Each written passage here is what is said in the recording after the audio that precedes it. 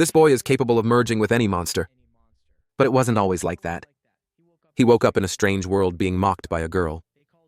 They called Yehu weak, a boy with no talent, no skills, until the day they injected the serum of power. Everyone laughed, thinking he'd just become another ordinary worker. But the weakling of the class awakened a legendary power, a power capable of turning him into the king of monsters. But to understand how it all began, we need to go back to the moment he woke up in this new body. A desperate scream echoes through the classroom at Ancient High, where everyone is studying for the test. Clutching his head, the boy shouts, desperate at the thought of having to go through it all again. Since ancient times, humanity has been plagued by catastrophes and invasions from monsters coming from secret realms. These realms connect to other worlds and use dimensional rifts to invade Earth. To fight back, humans created a system that injects beast genes, awakening talents capable of saving civilization. As a result, warriors gained a status and treatment far superior to that of common people. The entire world entered an era where martial strength is everything.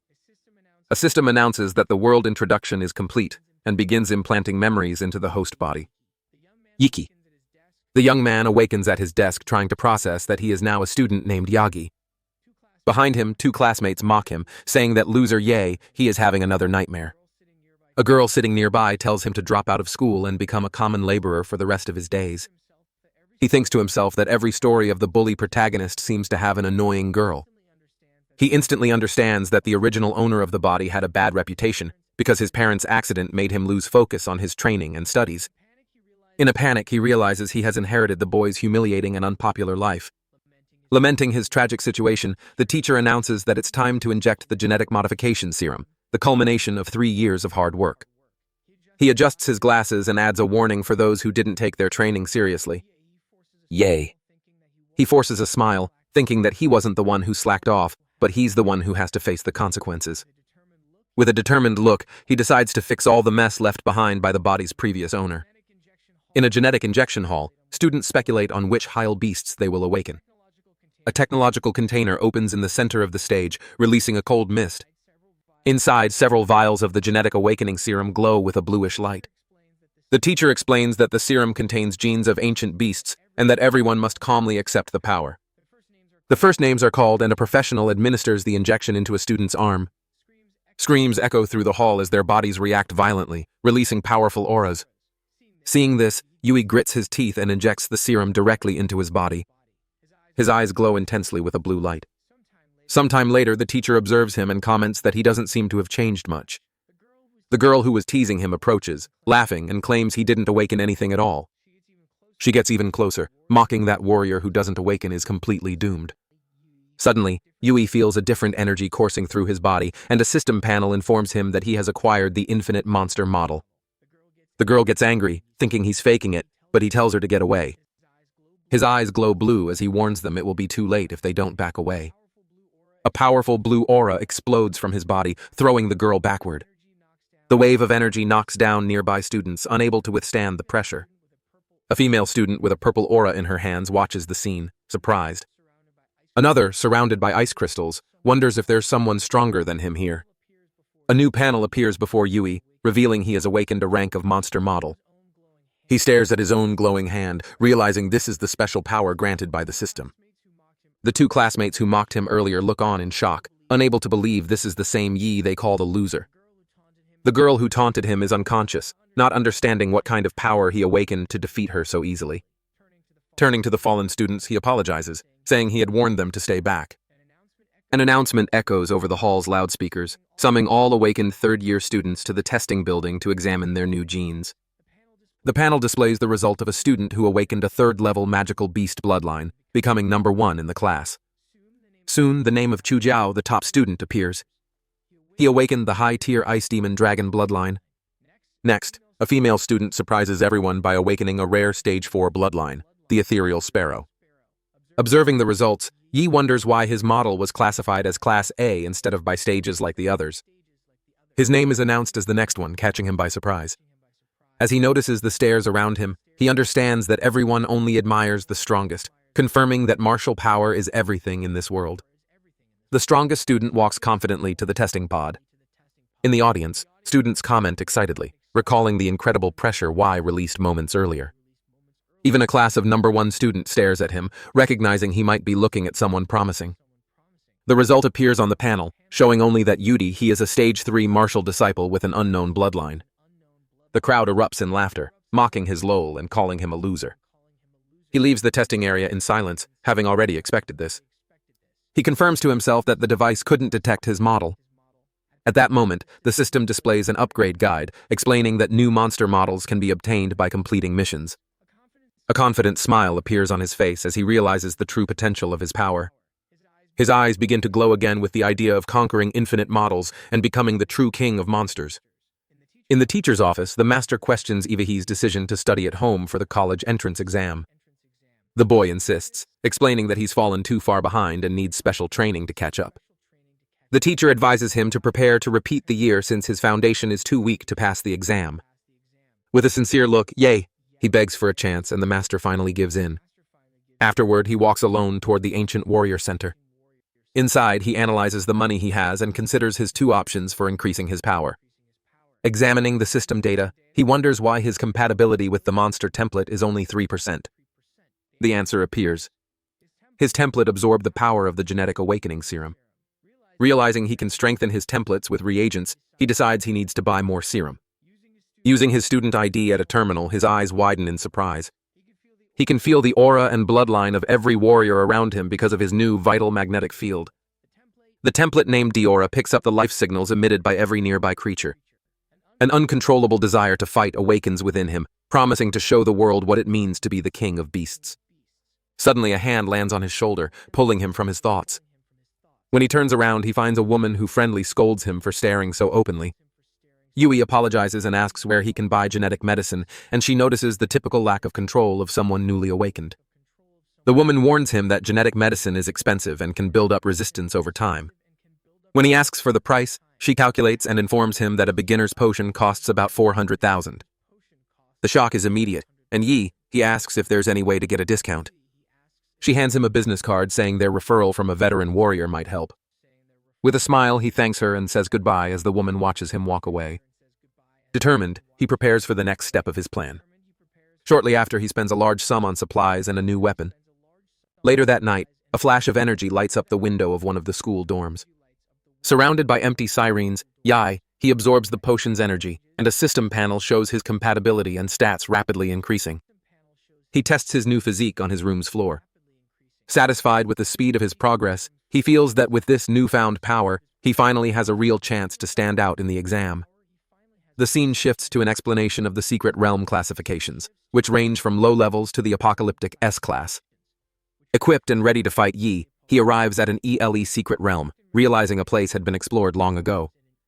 At the reception desk, an employee hands him a ticket after he signs the liability waiver.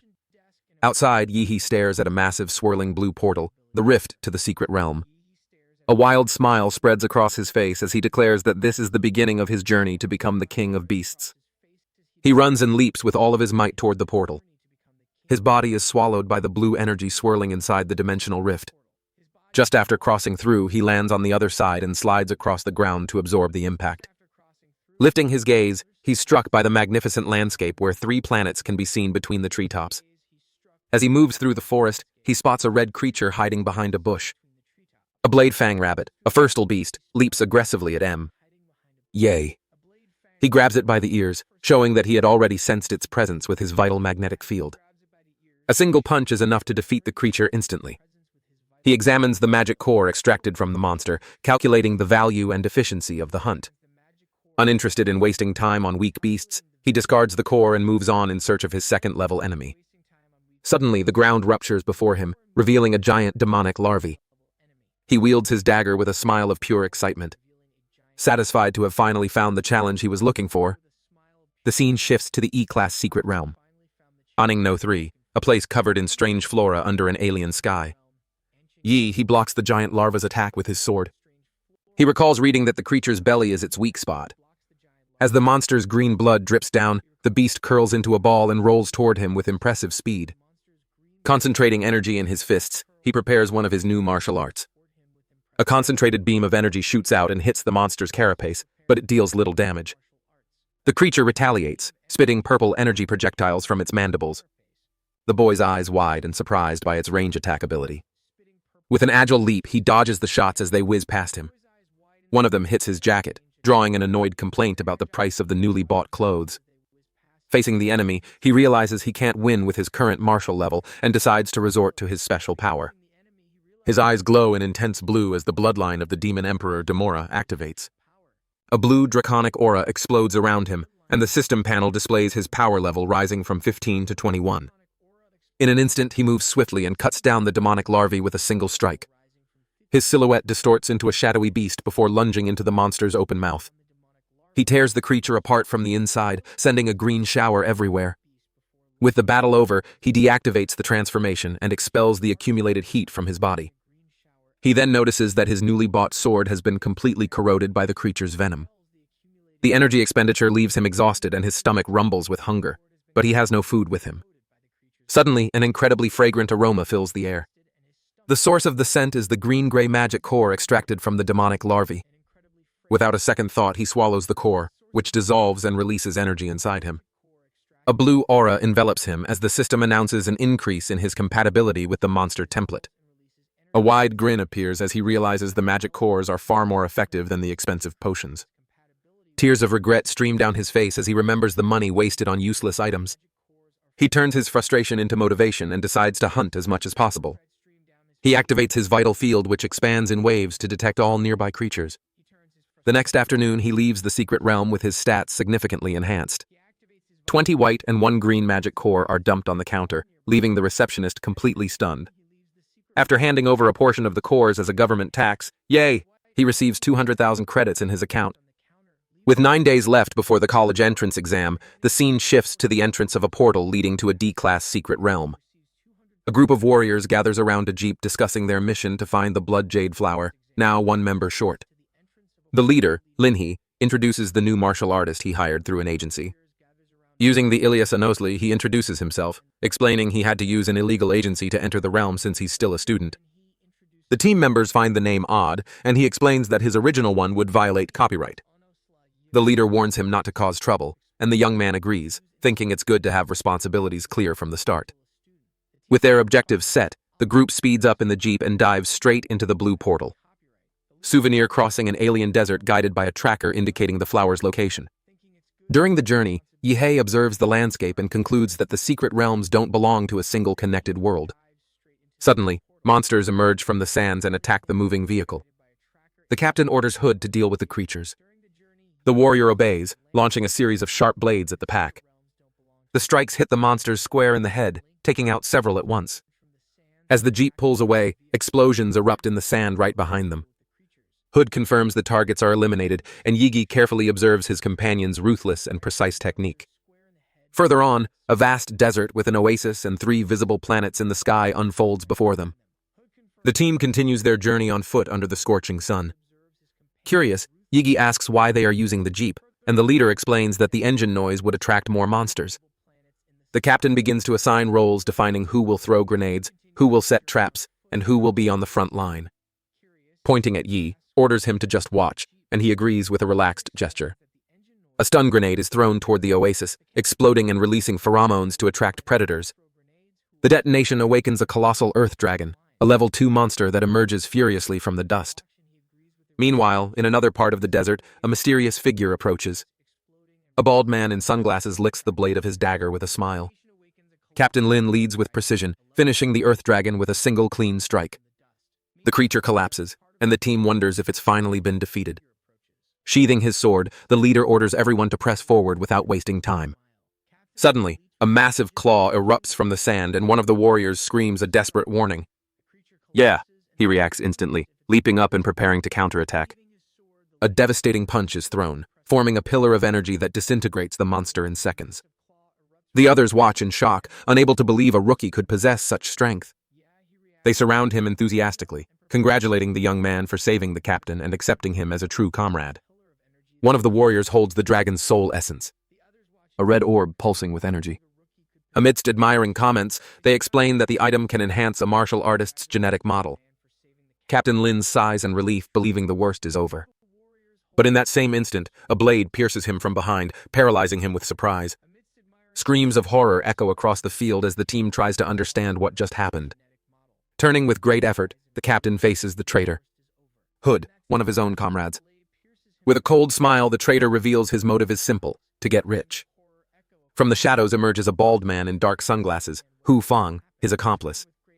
One of the warriors recognizes him as the thief who attacks martial artists inside the secret realms.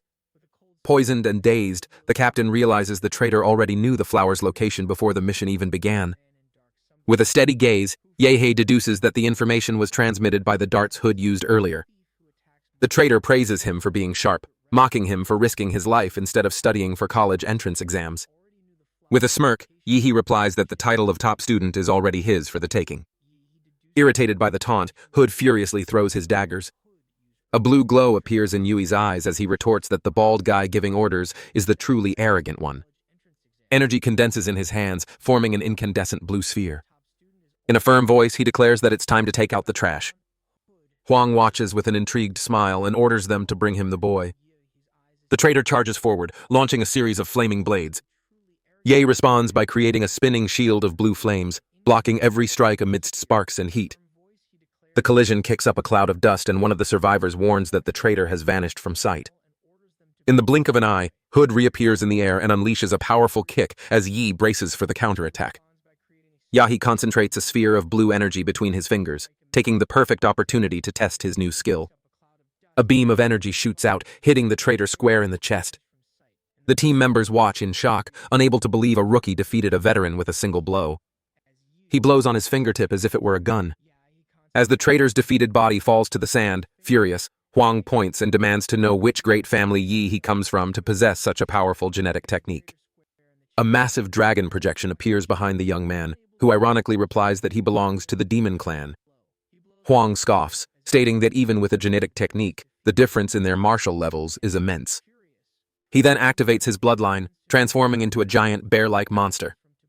He announces the name of his martial technique, Peak Shaker. Yay! He moves in and strikes first, hitting the creature's leg with an energy blast that makes it scream in pain. The monster counters with a powerful punch, trying to smash him into the ground. He narrowly dodges as the impact of the fist carves a crater in the sand. The villain grabs him and fires a volley of purple energy spikes from his back. Ye drops to one knee and unleashes a purple energy shockwave that spreads in all directions. When the attack ends, he leaps at him with a fist charged with energy and announces, "Now it's my turn." He concentrates all his energy into a flaming punch, delivering his most powerful blow. The attack hits the monster square in the chest, generating a blue energy explosion that completely consumes it. Huang's body falls to the sand, reverting to his human form, utterly defeated. The other team members watch in a state of shock, stunned by the overwhelming power they just witnessed. Defeated, the villain curses Yuihi with his last breath, vowing that such a wicked master will be punished. With his eyes glowing, Yahi glares at him coldly, questioning who he thinks he is to curse him. The martial arts admission exam begins at the In-City Central Sports Stadium. The crowd roars as the announcer declares the competition will be a single elimination tournament. Students will need to win 3 matches until the year's top score is decided. With an excited shout, the host officially declares the start of the city's exams. Instantly, intense battles erupt across the arenas, filled with energy and the shouts of the crowd. In Arena 6, however, Huang Tong's opponent has yet to appear. The announcer states that if Yi doesn't arrive in time, it will be considered a forfeit. Annoyed that she can't humiliate him, Huang Tong unleashes her fire lizard aura. In the stands, the crowd begins to mock Yuihi, calling him a coward. The referee checks the clock, preparing to call time. Just then, 2 masters in the stands sense a powerful aura approaching. In the sky, a figure surrounded by blue energy cuts through the air toward the stadium. Yai lands in the center of the arena with a devastating impact, unleashing a shockwave of power that sweeps through the area.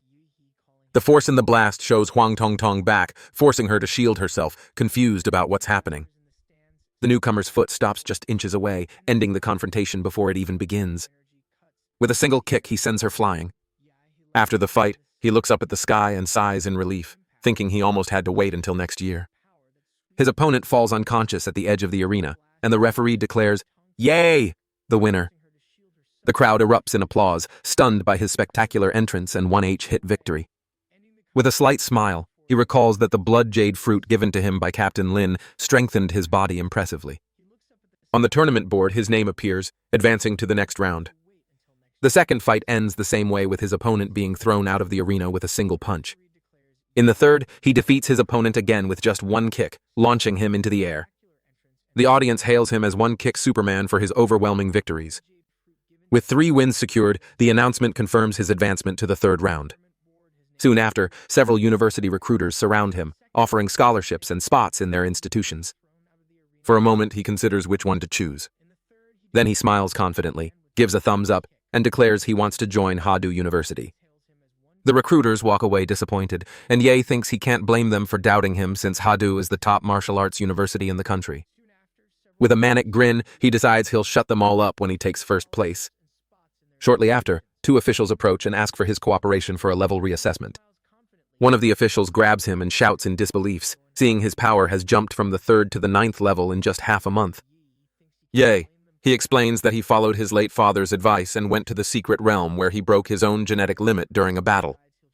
The 2 officials stare at him in shock, breaking into a cold sweat the absurd revelation. Without wasting time, they rush to report the incident while the young man understands he has become a person of interest. In various parts of the city, parents and friends watch the broadcasts, proudly cheering for their children.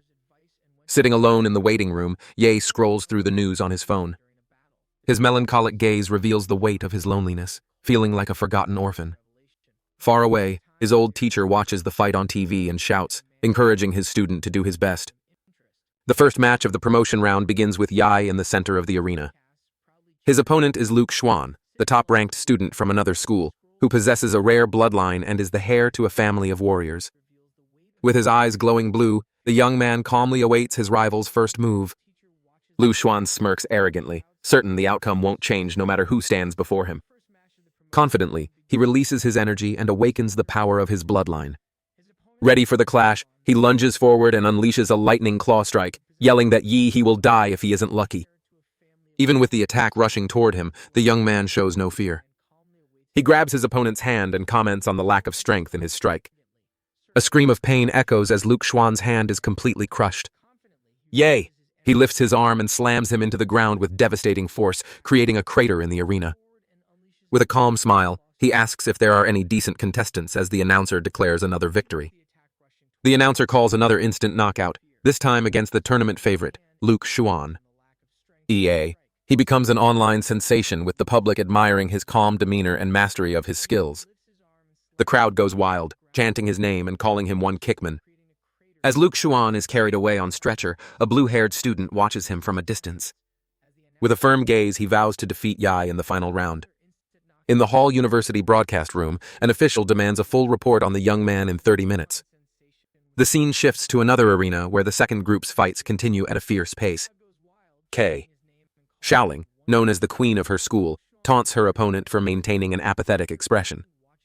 On the other side is Liu King's, the untouchable flower, who remains silent and focused. The referee blows the whistle, starting the match.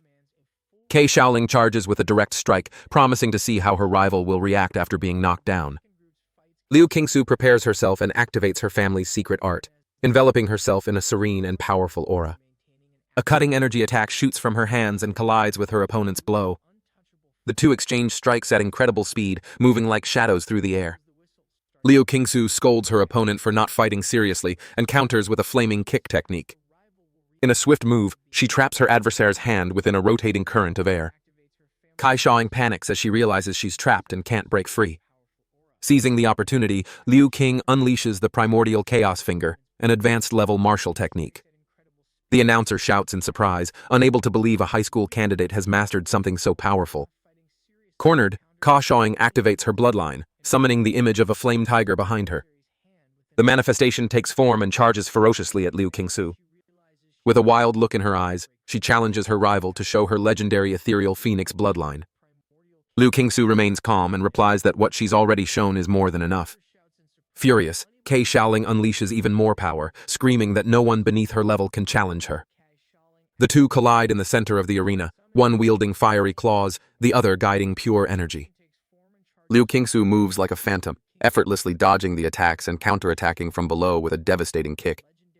With her eyes glowing, she finishes with the primordial chaos jade finger. The energies clash and an explosion of light and dust engulfs the arena. The crowd holds its breath, eager to see the result. When the dust settles, only Kai Shawing is left standing. With a tired look, Kai Shawing realizes the battle isn't over yet. In the next instant, her body gives in to exhaustion and she collapses, revealing Liu King as the true winner. The announcer declares her the champion, hailing her as a genius of her generation for her extraordinary skill. The scene shifts to the drawing ceremony for the final 8 tournament. Yui is called up and approaches to draw his sphere. Upon opening it, he discovers the symbol that places him in Group A. Soon after, a muscular student named Shen Guan walks up, revealing he's also in the same group. In a casual tone, he suggests they watch the first match while they wait for their turn. On the big screen, Chu appears, defeating his opponent with ease. The announcer calls his victory, and Shenwan remarks that he's from the same school as Yi. The rival school's principal clenches his fist, angered by his student's defeat in the tournament's opening match. Curious, Yi asks Shenguan how the defeated fighter compares to him. With a confident smile, the young man brags about his strength, saying he's the president of his school's martial arts club. Staring at Yuhi, he states that in this year's exams he considers him his only real threat. He explains that his senses have always been sharp, and that he can feel the dormant beast inside his rival, ready to awaken. With a slight smile, he calls him to the arena, saying it's their time.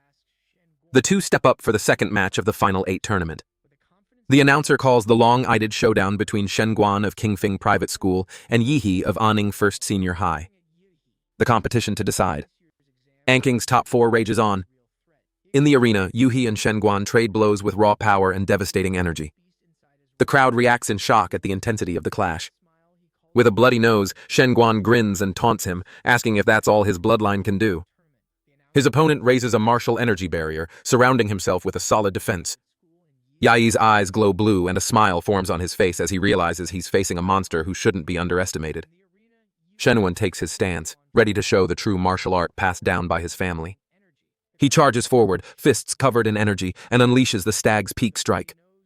The speed catches Yai off guard and he takes a direct hit.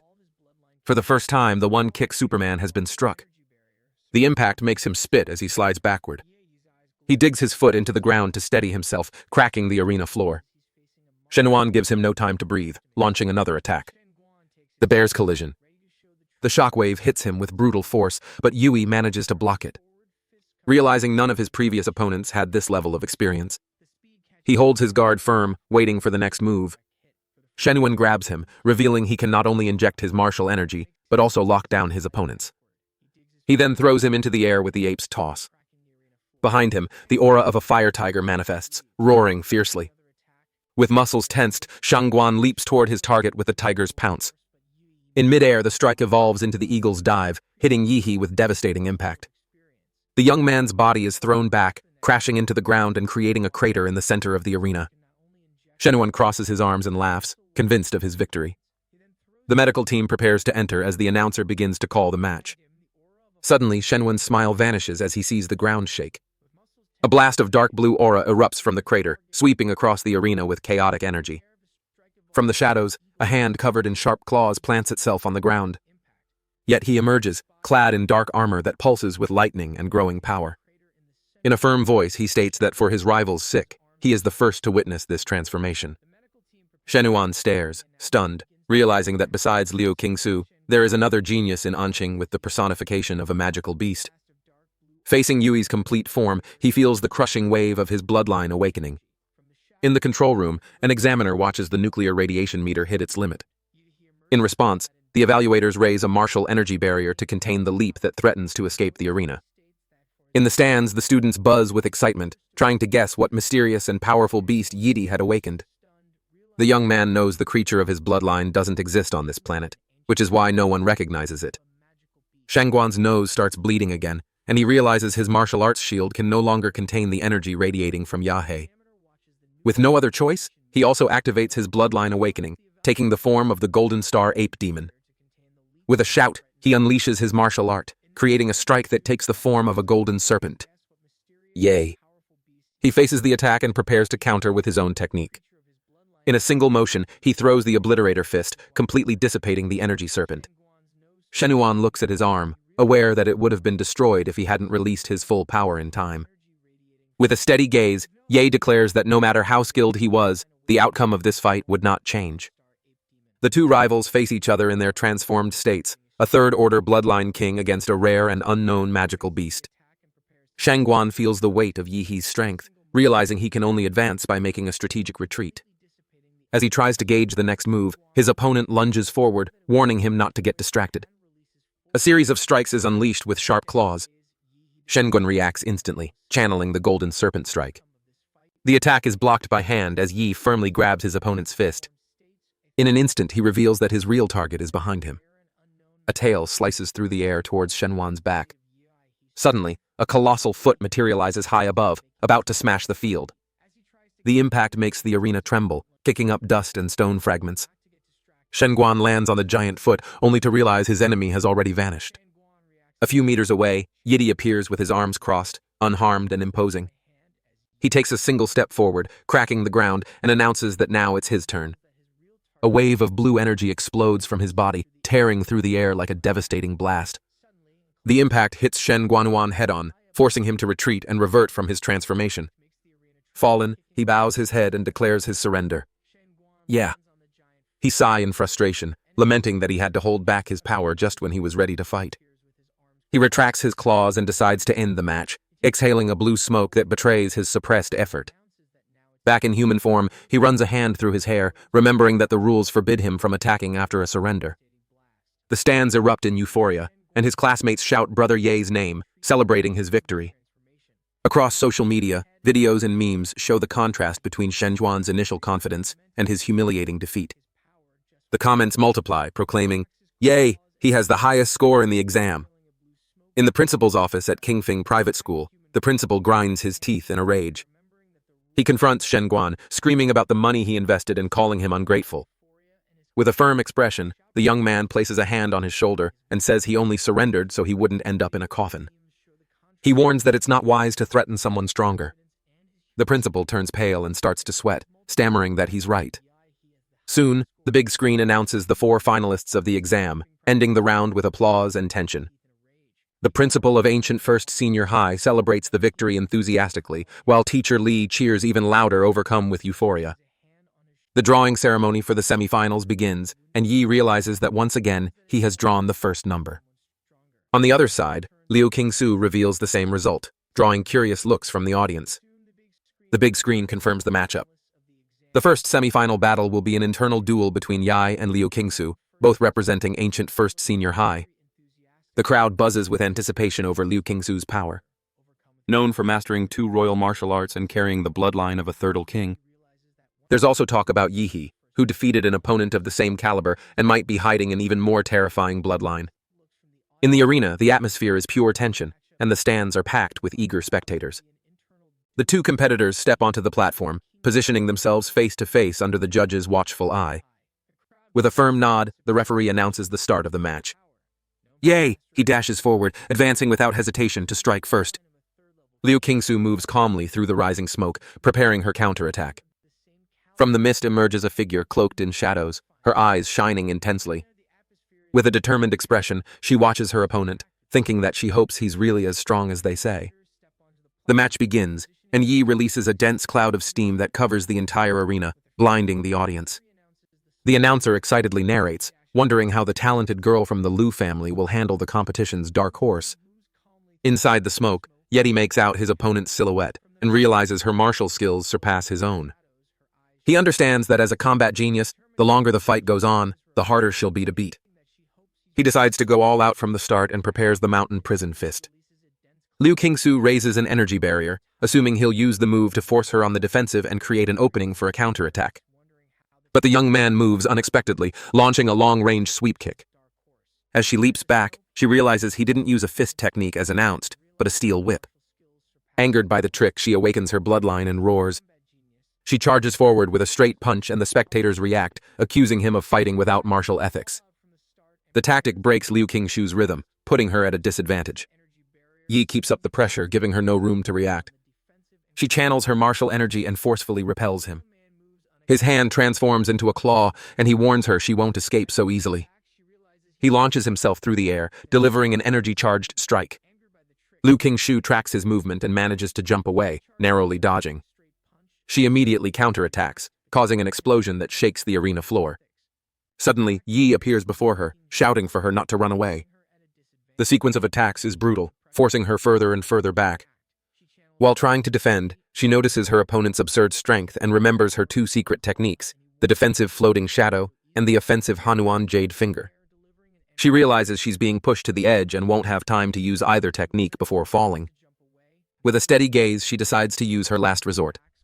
A purple feather shrouded in dark energy materializes in her hand. Yay! His face fills with surprise as he recognizes the object.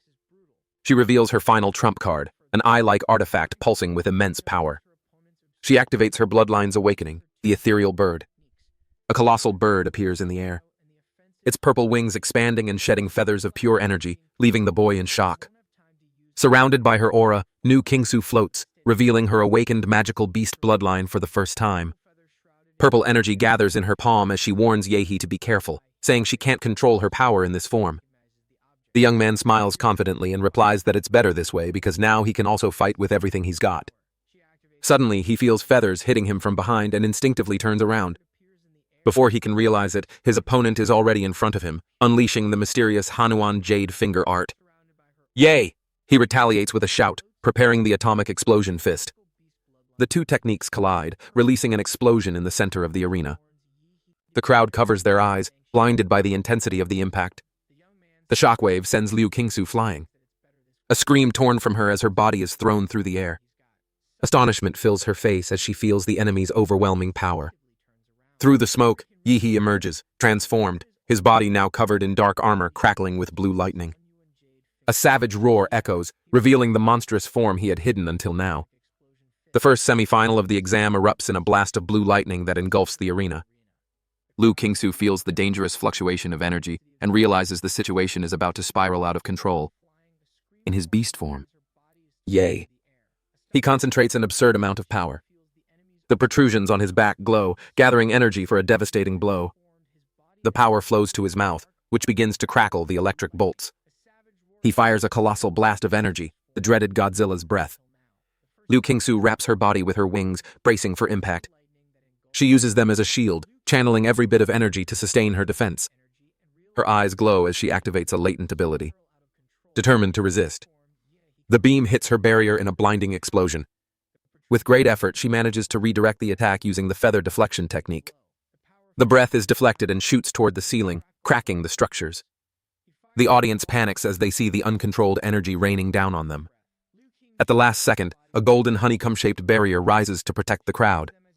The beams ricochet around the arena, creating a chaotic spectacle of light and destruction.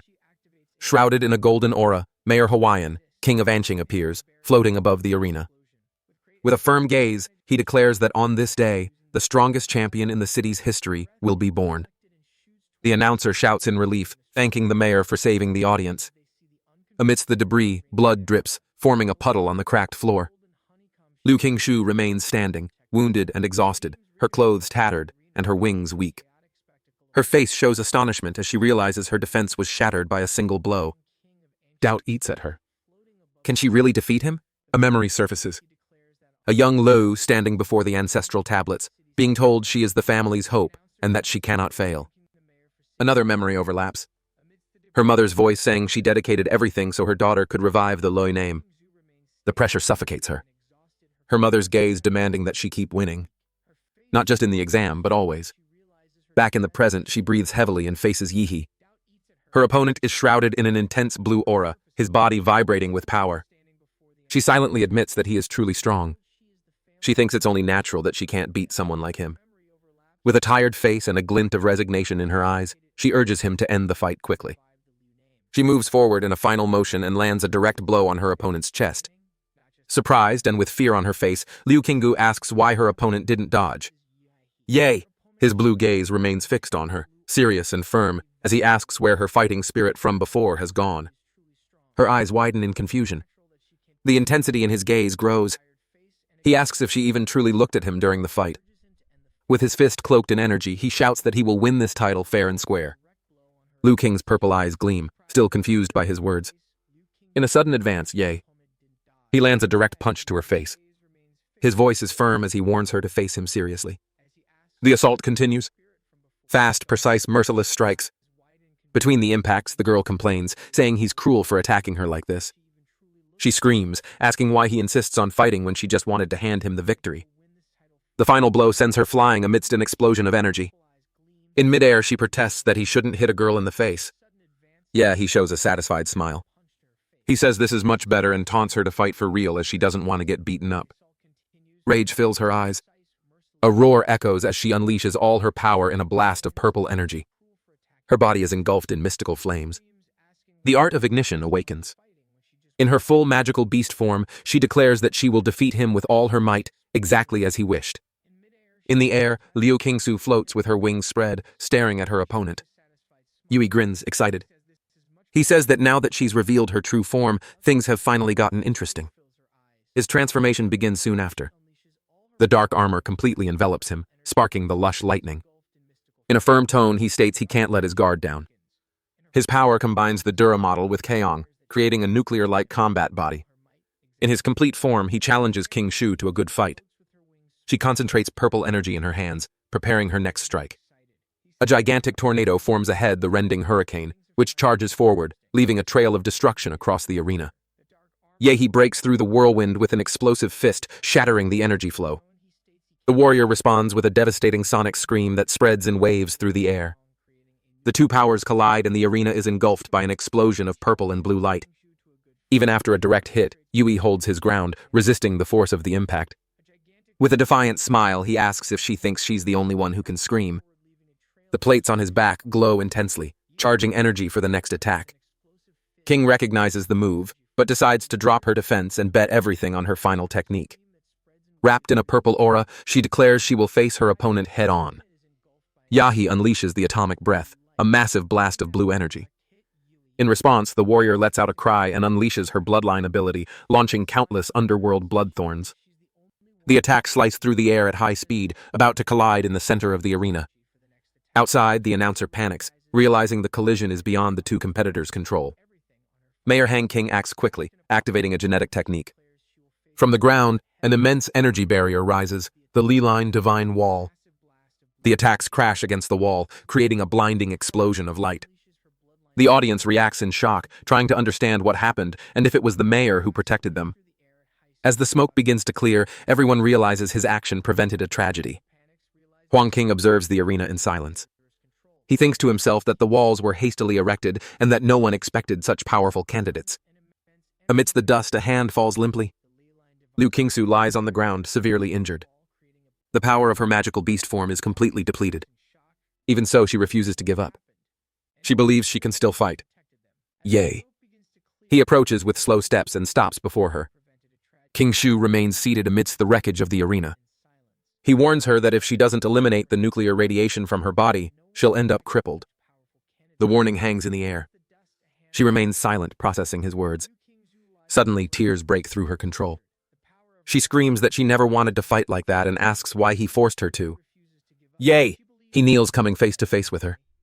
In a calm voice, he asks if she really didn't want to fight, or if she was just being stubborn because he sensed her desire to win. King Zhu's gaze wavers. She doesn't know what to say. She thinks for a moment and realizes he's right. In the heat of battle, she felt the thrill of fighting for herself without any restrictions. Her face flushes with shame as she confronts her own truth. Yay. He extends his hand and channels healing energy over her wounds. He says she gets too distracted by her own thoughts during a fight. He then stands up. He states that's why she lost. Kingsu realizes surprised that her injuries and the radiation have already vanished. As he walks away, he admits that she's still the strongest opponent he has ever faced. Before leaving completely, he turns back with a slight smile. He says that next time he expects a pure battle, the blush returns to her face. She remains motionless, watching him leave, still stunned. The smoke on the field begins to dissipate, revealing Yi standing in the center of the arena with his arm raised in victory. The announcer declares the end of the first semi-final. Yai, he is the winner. After Yihe's victory, Chu Xiao also wins his match, and the fight for first place is about to begin. The final showdown is announced. Yihe, the dark horse versus Chu Xiao, the favor known as Apex. The broadcast viewership explodes, nearing 50 million viewers. The finals begin. Surrounded by an icy aura, Chu Xiao invites him to attack. Yay! He gives a savage grin and challenges him to come in with everything he's got. Chu Xiao lunges forward at high speed, but Yui remains still and activates the 7-star steps technique. He gathers his energy, preparing the atomic fist. With a shout, he unleashes the explosive strike, generating a powerful shockwave. Chu Xiao reappears and realizes his opponent attacked all the copies instead of searching for the real one. Facing the crater left by the impact, he admits he can't face him on equal terms and calls him a monster. With a glint in his eye, he decides to wear him down by fighting from a distance. Then he awakens his bloodline and the image of an ice dragon appears behind him. He unleashes the ice pulse, covering the entire arena with sharp spikes that sprout from the ground. The power is so intense it forms a gigantic iceberg, freezing Yi inside it. Chua feels the strain of the attack and is exhausted by the icy blast. Suddenly, an intense light shines from within the block of ice, which begins to melt. The iceberg shatters into pieces in an eruption of flaming energy. Chuho is shocked, unable to believe he escaped so easily. Among the debris, Yudi faces his opponent as another blast of ice is launched. The blue sphere rushes forward but effortlessly dissipates. Ye steps onto the frozen ground and says the ice dragon's power never worked on him. In his full armor, he states he has a clear advantage in the fight. Chu Xiao lowers his gaze, acknowledging that the gap between them is too wide. He raises his face and announces he will use his final move, a technique he was saving for Liu Qinggu. An immense sword of pure ice energy forms before him. Mayor Huang Qing recognizes the dreaded soul-revving sword intent. Chu Xiao launches the sword in a final desperate attack. In his beast form, Yi holds the Broken Eyes sword and says that when his opponent gets a better weapon, he might have a chance. Chu Xiao stares at him, shocked and breathless. The shards of the sword melt on the ground. He asks what kind of chance he would have. Yeah. He smiles and replies that maybe it's a slightly better chance than becoming a successful S. Chu Xiao raises his arm and declares his surrender. The announcer declares, "Yay, he the grand winner of the ancient entrance exam finals." His friends celebrate euphorically, shouting that he was right all along. On social media, a post goes viral saying, "The dark horse truly was a dark horse to the very end." The city is filled with billboards featuring Yungai's image, celebrated as the student who went from the bottom of the class to become the strongest in ancient history. In the arena, the entire crowd chants his name in unison. The announcer officially declares that after 3 days of colossal battles, the top scorer of the entrance exam has finally been born. A reporter approaches and asks what Ye has to say about his journey to the top. With a nervous and emotional expression, he begins by thanking his teacher for never giving up on him. On the other side of the screen, the teacher hugs the TV and cries, feeling guilty for not realizing the student's potential sooner. Ye. He tries to continue his speech, but stops when he sees the school principal gesturing frantically in the audience. The principal enthusiastically announces that he will receive a $2 million scholarship for promoting the institution's name. With dollar signs in his eyes, Yayi thanks the school and praises the principal's wise leadership. Then he raises his fist and shouts that he wants to thank himself for all his hard work and genius. A system notification appears, congratulating him on the title of top student and rewarding him with a random model ability. His blue eyes shine a surprise as he realizes the model also has an achievement system. Later in the stadium hallway, the crowds have thinned out. As soon as Yi steps out, a mob of reporters surrounds him, firing off questions about his victory and his future. One of them even shows him photos of Liu Qinggu and Kai Xiaoling, asking which one he prefers. Much to Yui, he's disgusted. With no patience for interviews, he forces his way through the crowd and starts running down the hallways. After a while, he manages to lose them in an empty basketball court. Alone, he celebrates in relief, excited by the discovery that he can get new models through the system's rewards. Suddenly, a dark voice congratulates him on his victory. Ye is startled, thinking it's another reporter. The man introduces himself, saying he's not from the press but someone from Huadu. He gets closer and says he wants to talk about genetic locks. Ye. He is shocked to hear the term. Confused, he remembers his powers came from the monster model and tries to figure out who this man is and how he knows so much. The visitor asks if he heard that expression from his father, and Ye, he confirms based on the original body's memories. The man then questions how an ordinary taxi driver would know a term so far outside his field. Ye's eyes widen at the possibility of a huge secret behind all this. The man hands him an envelope explaining that due to his special situation, Huadu can release a confidential document. Surprised, Yui opens the envelope and starts to read. The paper talks about Prometheus, an old genetic research institute whose scientists were forced into hiding after an incident. He wonders aloud if the theory is that his father was a senior researcher at Prometheus, and he is the secret result of that research. The man reassures him, saying that since he's involved, he has the right to know the truth. He also guarantees that as a high-value prospect for the country, his safety will be a top priority. Ye grimaces, thinking about how fame only attracts more trouble and how society adapts way too quickly. The man says his goodbyes and leaves, leaving him alone on the court. Ye takes a deep breath and goes back to celebrating, pleased with his exam results and even more so. With the chance to draw a new model ability, without wasting any time, he activates the gacha system to receive his reward. A sphere of dark purple energy forms in front of him. With his eyes gleaming, he watches the energy rife. A card shrouded in a dark aura emerges from the portal. From it, a gigantic blue skeletal humanoid appears. A D-rank model. On the system screen, the details of the new supergiant humanoid model appear with abilities for gigantification and superheated steam. Yay. His eyes widen as he realizes the model's abilities can overlap. He wonders what the result of combining his two powers would be. With the image of a colossal monster rising behind him, he declares that he will become the true king of monsters. Elsewhere, a man named Hulong cancels all his future appointments for personal reasons. He crushes his phone with a single finger. His face twists in fury and his purple eyes glow with a frightening intensity. An investigator in a hazmat suit informs him they haven't found his brother's body in the secret realm. On a screen, Hulu Along watches a video showing the moment his brother is hit by Yi, his radiation blast. He regrets that his brother didn't listen to his warnings, the same younger brother he had promised his mother he would protect. Watching the recording, he comments that it's a shame the universities won't witness his enrollment. Back in his dorm, Ye is notified that he has a delivery. He picks up an envelope wondering who would have sent him something right as he was about to test his new model. Opening it, he finds a letter from Chu Xiao inviting him to explore a new secret realm rift that will open that afternoon. Yay! He grimaces, wondering what era his classmate is living in to still be using letters, and if he might be a time traveler. On Redwood Mountain, the sun sets, painting the sky in shades of red and orange. A crowd of warriors and adventurers gathers, eagerly awaiting the opening of the new secret realm. Among them, Chu Xiao waves to Yi, who has just arrived. He comments that his friend looks stronger, and he replies with a smile that he used the prize money to increase his new model's compatibility. Then he asks which university he plans to attend. Chu Zhao says it'll be Hu University, and he realizes they'll still be classmates. At that moment, the sky tears open. A gigantic rift of purple energy rips open, radiating light across the entire mountain. From within it, a shadowy creature of absurd proportions emerges. A monster of multiple heads and glowing green eyes. The three-headed creature roars at the crowd of warriors gathered on the mountain. One of the leaders shouts for his comrades to defeat the monster and enter the secret realm. Dozens of warriors charge the creature, ready for battle.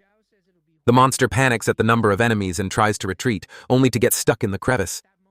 An explosion of purple feathers fills the air and the creature is brought down by the hunters. Inside the secret realm of Redwood Mountain, the forest stretches out, covered in red-leafed trees. Yi, Chu Xiao, and other warriors follow the trails between the trees. Suddenly, Yi catches a strong scent in the air. He realizes it's a tide of beasts, monsters that have been lying in wait for some time. The warriors prepare to fight, and one of them orders them to prioritize eliminating the monsters and containing the onslaught. The battle begins with brutal clashes between hunters and creatures. Shu Hiao activates his bloodline ability. With his ice sword, he finishes off a few wolves. He dodges a monster with red eyes and sharp claws. Ye charges forward with the explosive atomic fist and defeats the creature. He warns Chua about what's coming from behind, and the boy thanks him. The two look out over a field covered in bones and conclude that none of these beasts are worth the effort. Chu Xiao turns and is shocked by the pile accumulated around Yi. He realizes the monsters were melted by large-scale radiation. Surrounded by a blue aura, Ye prepares to attack again. Further back, a group of warriors comments on how the fight in the rear ended so quickly. One of them explains it's because of the gunner from Anqing.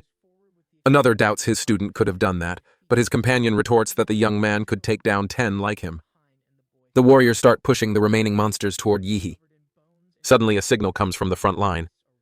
The leader of the tide has been defeated. The horde begins to retreat. The survivors regroup, and Shu Jiao realizes that out of thousands, only 800 warriors remain, many of them wounded.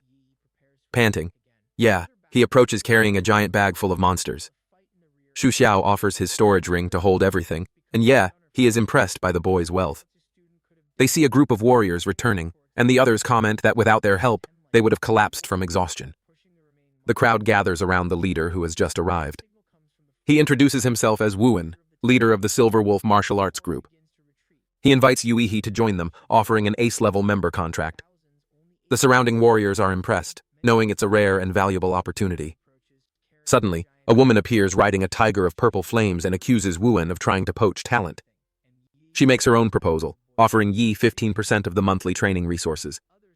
The crowd is even more shocked to realize that the two largest martial arts groups are competing over a high school student. Yi politely declines, saying that for now he has no plans to join any group. Wen accepts his decision, shakes his hand, and makes it clear that the door will always be open in the future. After everyone disperses, Chu Xiao suggests they climb the trees to survey the area and make a plan. The two of them shoot up at high speed to the top of the forest. They land in the canopy and gaze at the vastness of the secret realm. Chu Xiao spots something on the horizon and asks, his face tense when it is. The silhouette of a colossal creature larger than the mountains rises over the forest. With a wild smile. Yay. He says that one day they will hunt beasts like that and uncover the truth of these realms. Chu Xiao watches him, impressed by his confidence in the face of such a powerful and unknown being. He recognizes that Yi surpasses him not only in martial arts, but also in willpower. Yeah. He activates his vital magnetic field and scans the area. He detects a vacuum zone to the southeast, completely devoid of life signs. He remembers the saying that where there's smoke are valuable fish, associating danger with great rewards. Pointing in the direction of the anomaly, he calls Chu Ha to investigate the lake there. Determined to bet big, they arrived ashore of a crystal-clear lake surrounded by dark, twisted trees. With a smile, he waves to someone he recognizes as Sister Uli, leaving Chu Xiao confused. 3 warriors are on the shore and ask Uli to introduce the famous gunner from Anqing.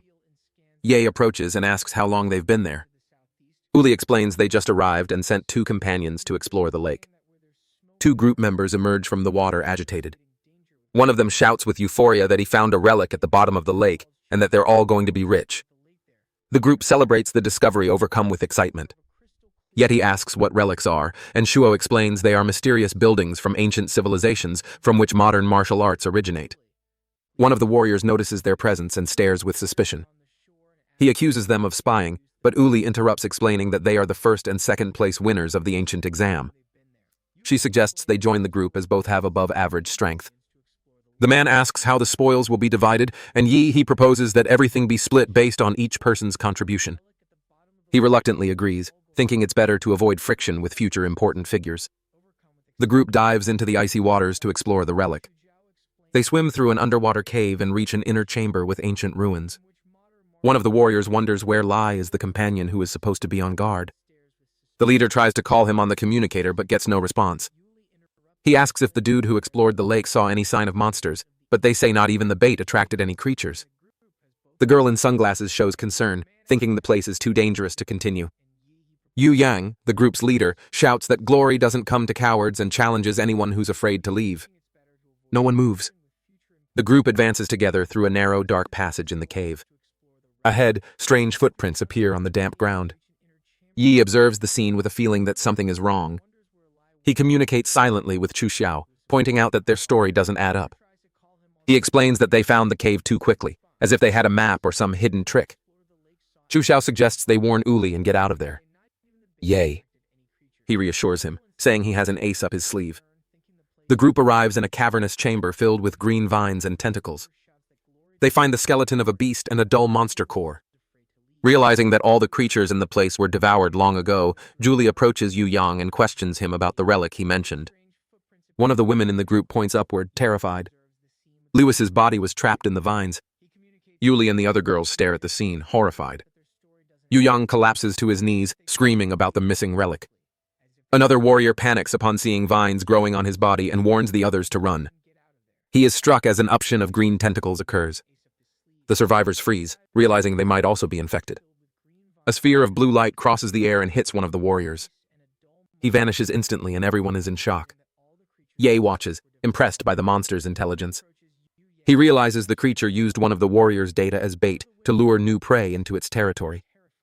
Tentacles emerge from the water and block the passage they entered through, cutting off their escape route. Chu Jiang recognizes the creature from his studies, the phantom demon vine, a second-level king-class beast. Uli panics at the revelation, but Yu Yang furiously shouts that he doesn't care about the level and tells everyone to pulverize the thing. Yai, he gives an insane smile and declares that he came to defeat it. A colossal explosion shakes the chamber. A muscular man emerges from the smoke and the warriors recognize him as an 8th-level combatant. Yeah. He stares at the man with irony and asks if anyone is still rooting for him. The warrior explains that after hearing about the use of nuclear radiation, he knew he would be in the secret realm and started following him. He reveals that he tracked him to the cave but was blocked at the entrance. With a confused look, he asks who he is since he's never seen him before. The man gets angry, yells at him to stop pretending, and lunges forward to attack. The monster's vines wrap around his body, and he realizes he's been lured into the creature's lair. Angrily, he wonders if this was all part of Yui's plan. As he fights the energy-draining vines, he curses for falling into a trap, leaving Yui even more confused. Furious, he unleashes an explosion and shouts that his real target is Yai. The force of the detonation makes the entire cave shake and begin to collapse. Julie screams in terror for everyone to get out of the way. Yai activates his giant model and a blue aura with electric sparks envelops his body. He throws a devastating punch and shockwaves ripple through the water. The blow shatters the cave wall, opening an escape route. He grabs Julie and orders her and the others to leave first. The 8th-level warrior unleashes his soul-damaging sword Intent, determined not to let Yihei escape. Chu appears in front of him and blocks the attack with his ice blade. He mourns that as long as he's there, no one will touch Yi. The man laughs with contempt, finding it impossible that such a weak blow could hit someone of his level. Suddenly, Yihi appears behind him and calls him a chatterbox, asking where he's looking. He lands an explosive atomic fist and sends him flying. The force of the impact tears through the cave. Yay. He tells Chu Xiao to get out because the enemy is too strong for him right now. Chu Xiao refuses to retreat and asks to handle the opponent himself. Outside the cave, Yuli and the others see the lake water turning violently. She runs to Chu Xiao, who has just emerged, and asks where He is. He looks back with a tense expression without saying a word. Deep in the lake, an eruption of blue energy explodes. An ice titan emerges from the water holding the body of the 8th-level warrior. The man is severely injured, covered in burns, while Chu Xiao and the others watch in shock. Outside, a massive explosion of lightning and energy erupts from the bottom of the lake, illuminating the entire area. Then, Yui emerges from the water and asks Chu Xiao to lend him some clothes. Once dressed, he explains that the mysterious warrior used a plasma bomb to self-destruct. Chu frowns, saying the explosion seemed much stronger than a plasma bomb, and Magi saw a giant silhouette in the smoke. Relieved to have fooled them, Yi admits to himself that he overdid it with the force and ended up destroying the enemy. But at least he got the Vine's magic core. Julie and her group thank him for saving them and promise compensation, but he refuses. With a sinister smile, Yi tells Chuho that now it's time to defeat the real monsters. 3 days later, the two cross the exit portal of the secret realm. They land outside and look up, surprised by the place's transformation. In just a few days, the region has turned into a bustling small town with transport planes crossing the skies. At the evaluation center, he throws a huge bag of loot onto the counter and tells the attendant to be careful. He smiles and warns that he brought a lot of stuff, so they'll have a hard time finishing the appraisal by noon if they don't hurry up. He starts emptying his storage ring. One bag after another piles up on the floor, forming an impressive heap.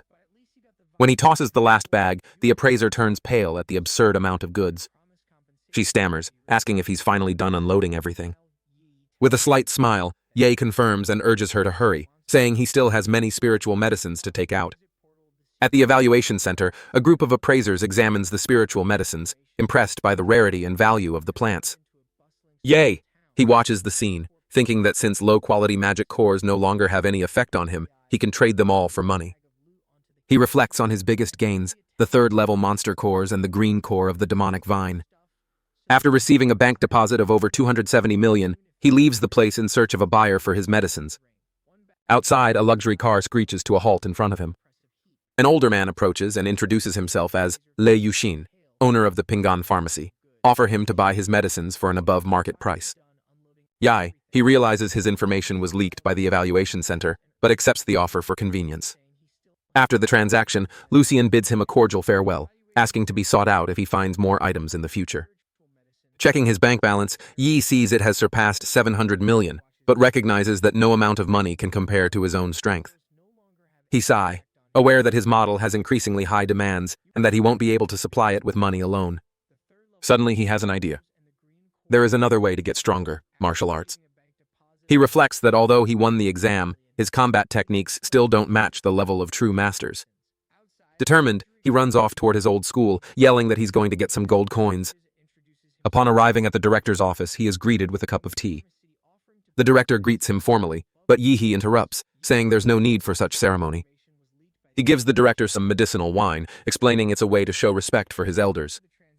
The director smiles, praising his good character. Then Yui reveals his true goal. He wishes to learn powerful martial arts and asks for help in finding a family willing to teach him. With firm, determined eyes, he pleads for a chance to improve. The director, impressed, agrees to introduce him to someone. Yi praises the director's wisdom, and they both laugh, satisfied with the agreement. The next day, while Yui is training, the director calls to inform him that he has already made the arrangements. He reveals that the Lo family of Anqing is willing to teach him their secrets, leaving Yi surprised by the news. On the outskirts of the city, a couple speeds along an empty road on motorcycle. The woman praises the speed and the driver boasts of having something even more impressive. Suddenly, Yi pulls up beside them on a bicycle and warns the man not to get distracted at high speed. The driver gets startled and curses at him, mocking his bicycle and challenging him to a race. He twists the throttle, ready to take off.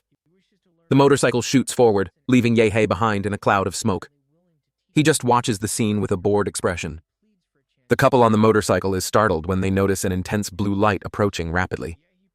Wrapped in energy, he overtakes them on his super-fast bike, waving and saying, "See you." The bicycle disappears in a trail of blue light.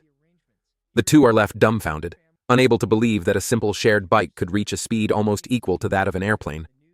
Upon reaching his destination, he parks the bike and observes, impressed, the magnificent mansion before him, imposing, luxurious, and worthy of a martial arts family.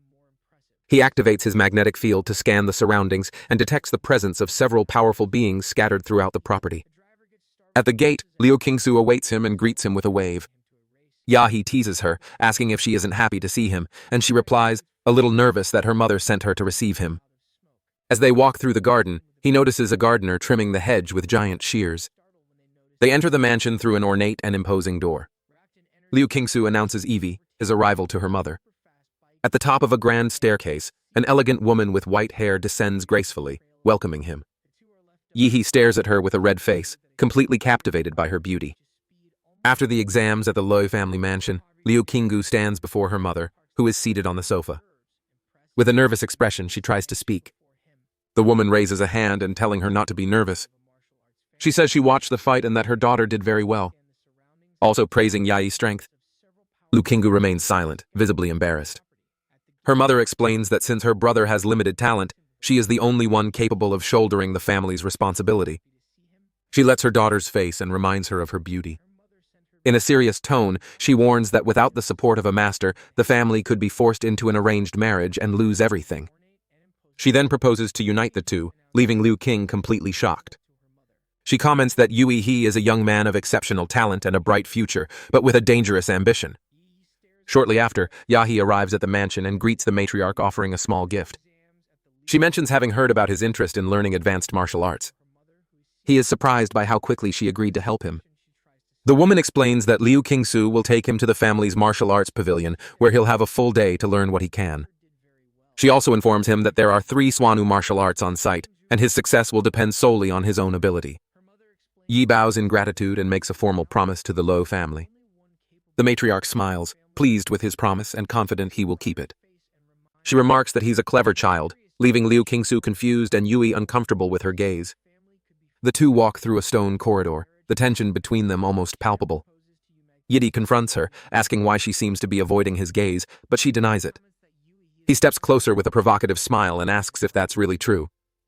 She backs away, embarrassed and annoyed by his boldness, and he laughs at her reaction. They arrive at a massive, imposing door. Liu Qingsu explains that the structure is made of a special stone capable of dissolving the attack power of a Swanu master. With a curious glance, she allows him to try, wondering why he doesn't seem more impressed by the material. He concentrates blue energy into his fist and prepares to strike.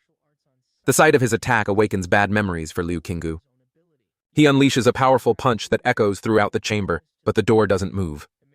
He steps back, surprised to see that not even a crack has appeared. He complains that the blow felt like it sank into mud and that over 90% of his strength was absorbed. While Liu Qingsu laughs as failure, She guides him inside the pavilion and explains that the martial arts are divided into categories which can be accessed with an identity card. The two proceed to a small stone room in the deepest part where they need to scan the card again to enter. She warns him that it's impossible to comprehend Chuan Wang martial arts in just one day and suggests he choose something more suitable. Yay. He smiles and teases her, asking if she's worried about him, which annoys her. She approaches a panel and enters a password, explaining that the room is extremely secure. The door opens, revealing the entrance to a secret room. Inside, 3 Amen's vaults guard the Liu family's secrets. On one of them, the name The Devil in Flesh and Bone is engraved. Liu Qingsu explains that the key to mastering Xuanwang arts is to sense the martial rhyme left by its creator. With a maniacal grin, Ye declares that the devil in flesh and bone is perfect for him, claims to be the one chosen for that art. The vault door opens and he steps into a dark chamber. He looks up, surprised by what he sees. He realizes the Kuwanang martial art isn't a book, but a statue. He sits before the statue, trying to sense the martial rhyme. He wonders if he's truly entered the world of the rhyme. Surprised that the art is a simple statue, Liu Qingsu explains that statues, paintings, or even utensils can serve as vessels for the martial rhyme. She reveals that only martial masters can condense this essence into objects to pass it down to future generations. She says that from this point on, everything depends on him. But he complains that she didn't explain how to learn. She simply replies that he must sense the martial rhyme, stating that if he is destined for it, he will understand. Completely confused, he stares at her, lost by the vague instructions. Annoyed, he decides to take a nap and lies down. From the observation room, Liu Qingsu watches, frustrated by his relaxed attitude. Inside the spiritual world, he realizes his body has reverted to that of an ordinary person, but his monster template is still present. A muscular, ghostly figure appears, declaring that only a true man can inherit his martial arts. The entity challenges him to prove he is a true man of iron. He is shocked to realize the figure is identical to the statue. The spirit orders him to protect the temple from hundreds of ghosts during a storm. The scene shifts to a dark corner of the temple where a spiderweb covered in dew drops glistens. A drop falls on his face and he realizes it has started to rain. The Bodhisattva statue stares at him and he understands the test has begun. He picks up a nearby sword in the temple. Outside, a horde of red-eyed ghosts advances through the storm. With the sword in hand, he prepares for battle. The ghosts invade the temple, rushing toward him. He cuts down the first one with a firm strike and sees the blade gleam. He realizes the task wouldn't leave him to fight unarmed, and that there must be other hidden items. He leaps through the temple, cutting down the ghosts with precision. The spirit watches everything, mocking him for daring to leave the temple's protection. Yay! He grumbles, saying he has to collect the ghosts' bodies every time. He expertly cuts down his enemies, moving with agility across the battlefield. A larger ghost rushes forward to attack him. He splits it with a precise strike. The statue's spirit is surprised to see that none of the ghosts can even get close to him. He realizes that his system automatically protects him in the spiritual world, making him immune to the attacks. With a shadow of euphoria, he celebrates having an invincible body in this place. He charges forward without fear and easily eliminates all the remaining ghosts. The spirit watches, shocked, unable to understand how he isn't affected by the martial Ryan's effects. Yahi, with a smug smile, explains there's no secret, just hard work and concept practice. The spirit accepts his answer and decides to grant him the inheritance since he has subjugated the hundreds of ghosts. Then Ye shatters the Bodhisattva statue with a single blow. In its place, a pit appears, emitting an intense red light. The spirit reveals that the pit contains the essence of the evil spirit he condensed in life, along with the devil in flesh and bone technique. He then hurls Weehee into the pit. Impressed, he remarks that it's the first time he's seen a young man with such a unique personality. As he watches, he recalls his prime when he was a hero capable of traversing an S-level secret realm. He explains that he lived and died using the devil in flesh and bone technique, but over time, the evil spirits eventually turned against him. Before dying, he mixed his soul with the martial rhyme and sealed it inside the statue. He explains that although the evil spirits have dissipated, the remaining power is still immense, and if Yui can subdue them, he will surpass his former self. Back in the observation room, Liu Qingsu and her mother are monitoring his progress. Suddenly, Liu Qing's face fills with astonishment as she notices a drastic change on the screen. She turns to her mother, alarmed, and asks what's happening as she sees Yai's body wing on the floor. They watch the screen with concern. Liu Qingsu remarks that he had a smug smile on his face before passing out, but that's over now. The mother explains that martial art was obtained by her grandfather, who despite being a grandmaster, was rejected by the statue and suffered severe internal injuries. She concludes that the path to extraordinary power is unbearable for ordinary people. But before she can finish her sentence, something on the screen surprises her. Yay! He stands up and stretches, raising his hands as if nothing happened. Liu King remarks that his ordeal didn't seem nearly as dramatic as her mother made it out to be. In the spiritual world, Yi thanks the statue's spirit, who praises him as the most talented he's ever seen and entrusts him with his unfinished task. With a cunning smile, Yi accuses him of cheating during the test. He clenches his fists, feeling his combat power has doubled, even with no apparent increase in his stats. The two women rush into the room and ask if he managed to learn the technique. With a confident smile and a slight nod, he confirms that he did. Liu King's mother is shocked, unable to understand how he learned everything in just an hour. And while sleeping, no less. As he walks away, Liu Qingsu watches him, convinced that a true genius is standing right before her. Seeing their disbelief, he turns around with a provocative smile and offers to demonstrate what he learned. He unleashes a flaming blue aura, explaining it's the evil spirit he conquered in the martial rhyme world. He concentrates the energy into his fist. Liu Qingsu feels the ground shake and hears a ghostly howl echo through the room. Her mother stares at him, clearly impressed. Yi feels uncomfortable with the attention, thinking she should be a little more reserved. Liu Qingsu then offers him the chance to learn the other two martial arts. Her mother scolds her, outraged, questioning why she would give away the entire family inheritance. But Yui refuses, saying he's tired and wants to go home. The matriarch suggests he use one of the cars from the garage since he arrived by bicycle. Yagi remembers the motorcycle he saw earlier and asks if she has one. She confirms and offers to give him the best one from her son's collection. Outside the mansion, a young man walks by, curious to meet the son-in-law his mother mentioned. He grumbles about the annoying cyclist who scared his girlfriend earlier. Suddenly, Ye speeds past him on the motorcycle. The young man is shocked to recognize him as the same cyclist from before, now riding his bike. Later that night, Yi parks the new motorcycle in front of his house. Inside, he prepares the monster cores he collected, combining them with sauces and seasonings. He decides to add a bit more sauce to improve the flavor, remembering it didn't taste good at all last time. With his chopsticks, he picks up one of the blue crystals and puts it in his mouth. The system screen shows an increase in his stats, but he realizes it's still small compared to the creatures of the secret realm. Determined, he decides he needs to grow stronger and allocates all his points to the giant model.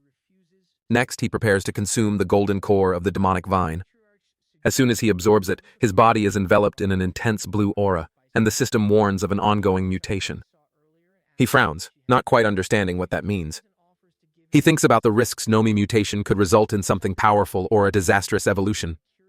Still, he decides to take the risk, comparing the situation to turning a bicycle into a motorcycle. Soon, a notification appears, congratulating him for unlocking the S-rank nuclear model. He screams in pain as the transformation takes over his body.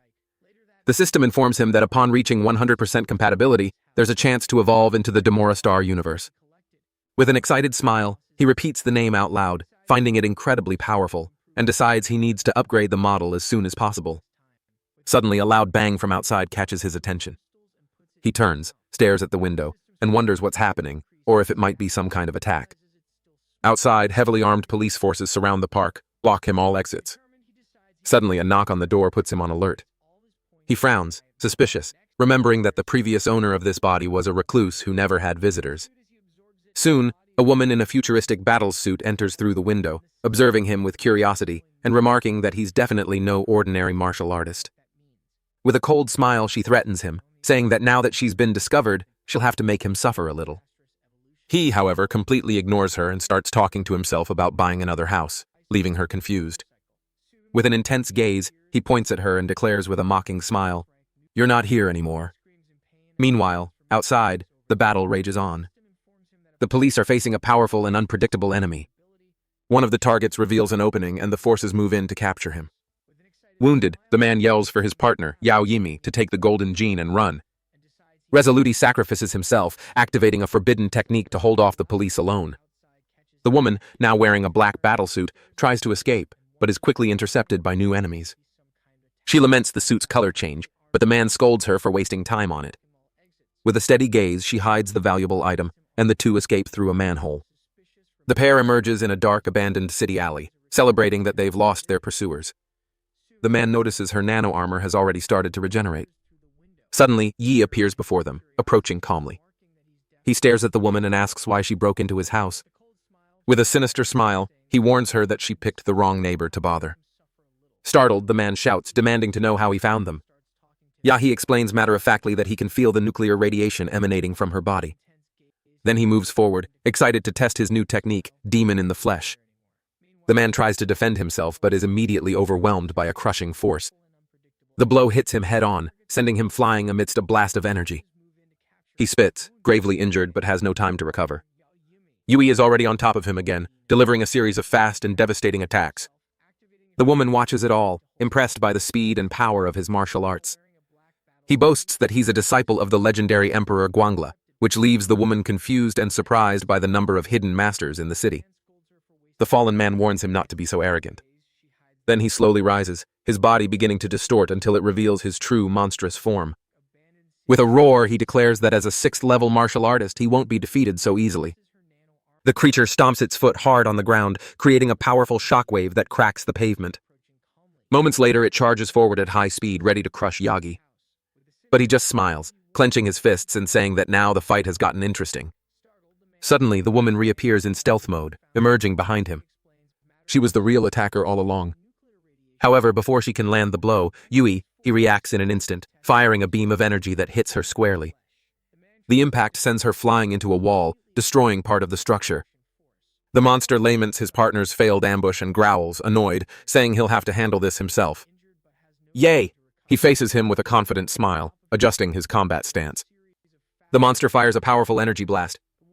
But he blocks it with ease. Surprised, the enemy's eyes widen as he realizes how much his defensive power has increased. The creature then boasts, proudly revealing its true identity. An iron crown rhinoceros, and challenges him to try and break its impenetrable defense. Yahi intercepts one of the horns with his arm, locking them in a brutal clash of forces. With a furious cry, the monster attacks again, roaring that he's going to send him straight to hell.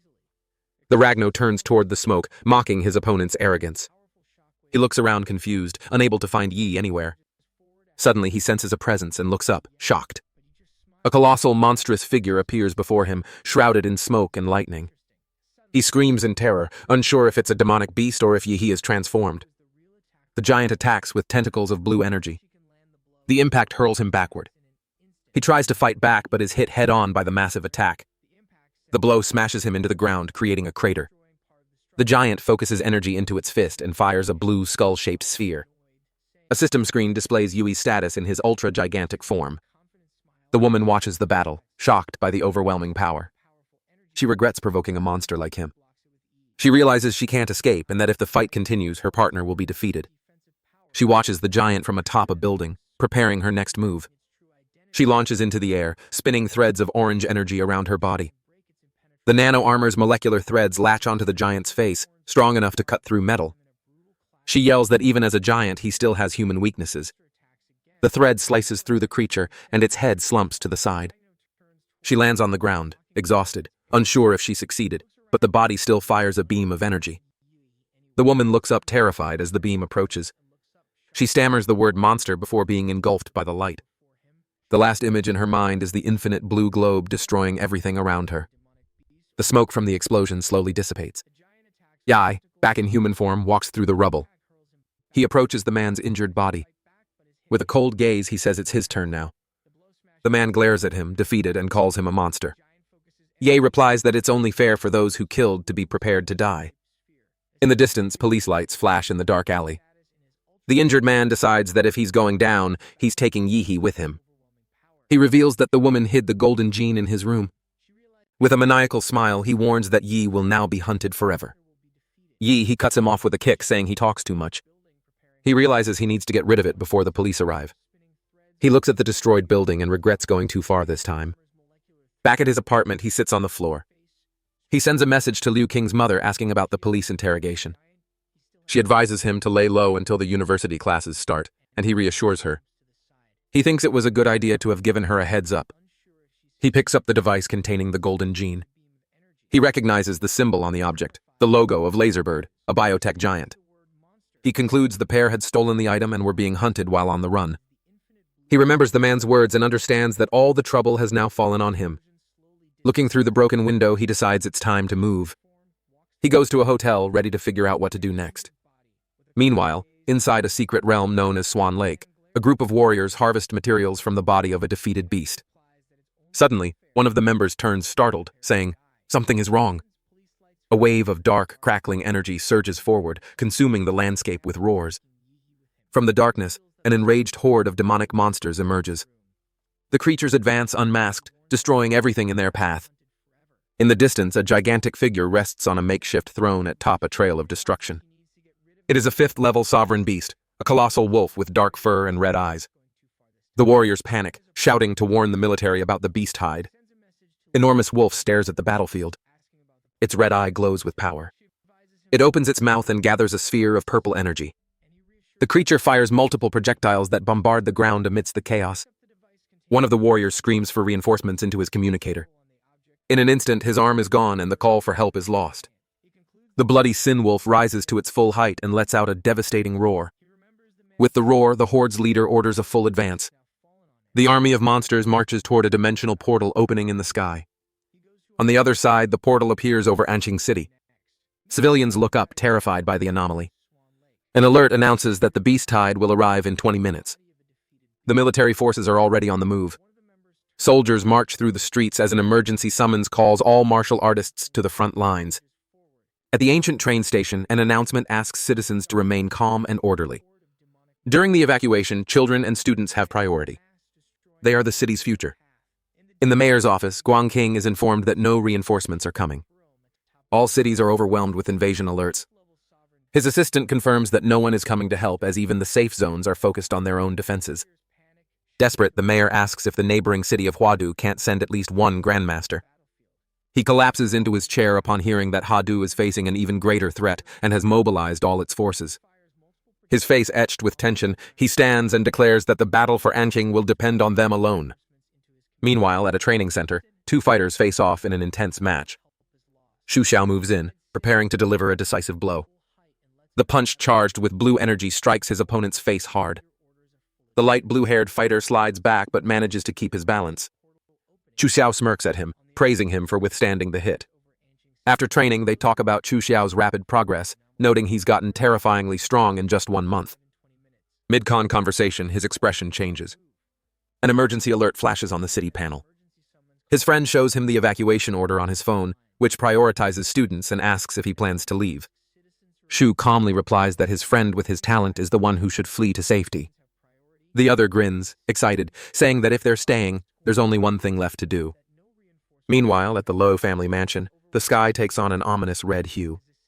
Liu Qingsu approaches her mother, Qinlin, and says she wants to join the defense forces. Qinlin explains the desperate situation, saying their chances are slim and that her daughter's life belongs to the family. Liu Qingsu lowers her gaze, silent for a moment. Then, she turns and firmly states that a family of martial artists who won't fight monsters doesn't deserve to survive. The sign on a nearby commercial building shakes violently. In another room, Qinlin announces they are leaving the city and asks about the boy Ya He. She decides to send him a message, letting him choose his own destiny. In the secret realm of Swan Lake, veteran warriors and volunteers gather on the front lines. Trading taunts and words of encouragement, they recall past battles as they prepare to fight together once more. Weapons in hand, the army of city defenders advances as one against the tide of beasts. At the kingdom's entrance, a massive military fleet forms the last line of defense with orders to hold their position at all costs. Mayor Huang King explains that the vanguard made up of the city's best warriors must collect data and return alive. Suddenly his eyes widen at the sound coming from the portal. A single gravely wounded soldier stumbles out. He collapses at the mayor's feet as medics rush to his aid. With a mangled hand, he hands over a flash drive containing all the battle data. The mayor takes it and desperately asks where the others are. The soldier confirms they all died in combat. In agony, he screams that the tide of beasts crushed everything, leaving no trace behind. With his last breath, he warns of a black ape that lured them into a trap. At that moment, a gigantic mass of black crystal bursts through the dimensional portal. The mysterious object smashes into a downtown building, causing a colossal explosion. Boulders rain from the sky, crashing down on streets and vehicles. Mayor of Wine King realizes the bombardment is targeting the defensive mines beneath the tower. The mines detonate in a chain reaction, destroying the unfinished structures. Amidst the fire, a soldier shouts orders to retaliate with full force. The mayor watches his soldiers counterattack, trying to remain calm. He quickly concludes the monsters are using long-range tactics, something unusual for them. His face twisted with fury, he curses the beasts for their unexpected strategy. A second, even larger wave emerges from the portal and advances on the city. Heavy artillery fires non-stop, trying to hold back the new threat. Through the smoke, a soldier on the ground sees a gigantic silhouette land near him. A multi-eyed flying beast roars, ready to attack the ground troops. It lunges forward, biting a soldier with brutal speed. Then a swarm of these winged monsters descends upon the battlefield. The mayor yells for them to intercept the projectiles as quickly as possible. Back in the secret realm, it's revealed the projectiles are coming from the back of a gigantic creature. The bloody black ape smirks, declaring that humanity can no longer resist. In its sovereign beast form, it roars for its soldiers to advance and destroy everything in their path.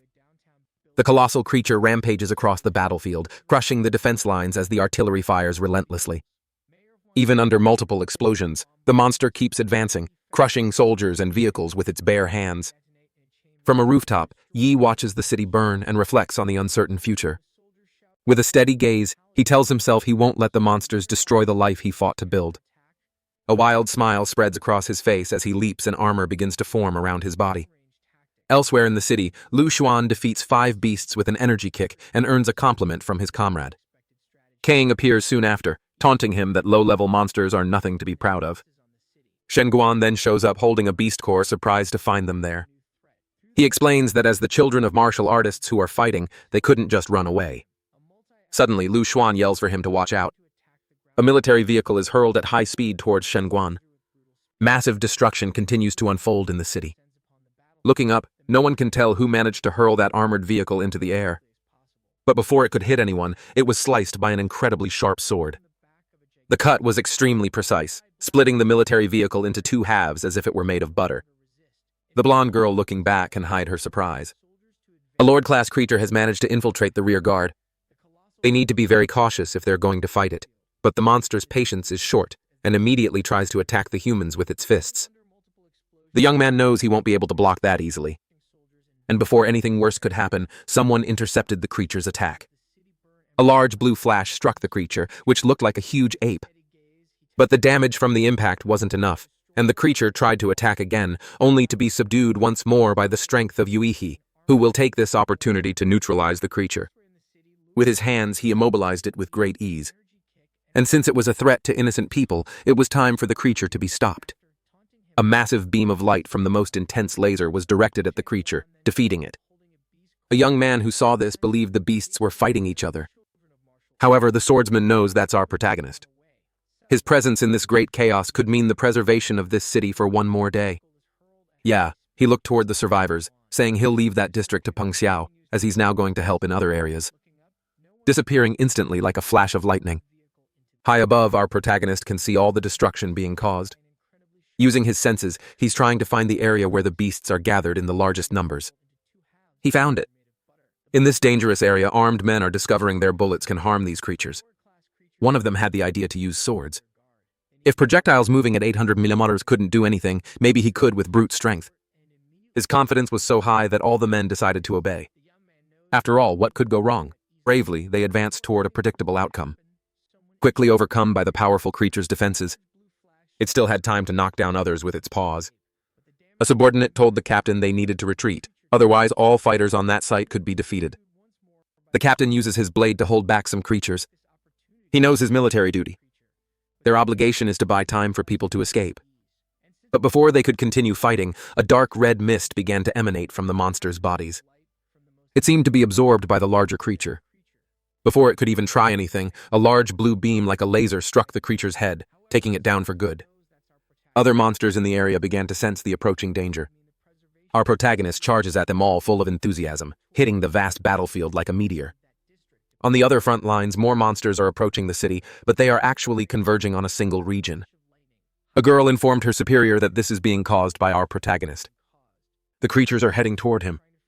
Even though he is the city's last hope, the man doesn't want to leave all this responsibility in the hands of one young person. It's time to help him, and they will do everything possible to make that happen. Meanwhile, our protagonist continues to subdue the creatures with his abilities, leaving behind a large number of defeated opponents. No creature is capable of stopping him in this situation. The man who was worried noticed that our protagonist is being surrounded, and they won't let that happen. Thanks to our protagonist's presence, the morale of those fighting has been boosted. They don't want to lose the city like this. An enormous monster wanting to take out its frustration on someone charges forward, but before it could hit its target, it crashed into a magical barrier. That large structure was created by someone, and the one responsible is flying through the air. He knows he won't be able to stop the advance of the most powerful primitive beasts. One of them managed to climb it as if it were a tree. And once in the air, it wants to attack this citizen. What it didn't know was that he was prepared and is now going to show his power, firing a completely overwhelming energy at the creature. But the man's eyes are focused on the entire battle. A creature of absurd dimensions is coming from the sky. That is the Mountain Smasher, a level 4 Lord-class creature, king of its kind. The man knows things just got serious. If the sovereign monarch has entered the battlefield, the situation is critical. Changing his strategy, he touched the magical barrier with his hand, using his mountain smashing technique. It seems to be drawing all solid matter to its center like a black hole. This man knows that enemy is resistant to earth element attacks, but he's using it for a reason. Fortunately, the creature fell right into his trap. That gravitational core transformed into a massive drill-like object, which now strikes the serpent with great force, causing considerable damage to its head. Its furious roar shattered glass and windows for several kilometers. The creature's wrath can be felt by everyone. Luckily, this man already had information about it, and so they managed to reduce the collateral damage. If it had entered the city completely, it would be very difficult to weaken it. But since only its head passed through the gate, it became an easier target. And now the man showed his skills, unleashing a great power against the serpent. Several palm strikes are being delivered. The serpent watches terrified as the creature is struck by the human. Thanks to this, its defeat is drawing near. It didn't happen immediately, only because the serpent grew spikes on its body to protect itself from the blows. While the man looks for openings, a creature is lurking in the shadows. Finally, he realized he had been ambushed. But his reflexes couldn't keep up with his perception, and he was captured by a creature. An ape is asking what this human is doing on its mountain. That's when the man realized the red-eyed ape had been hidden there the whole time. And now this creature wants to defeat this poor soul, throwing its enemy to the ground with great force.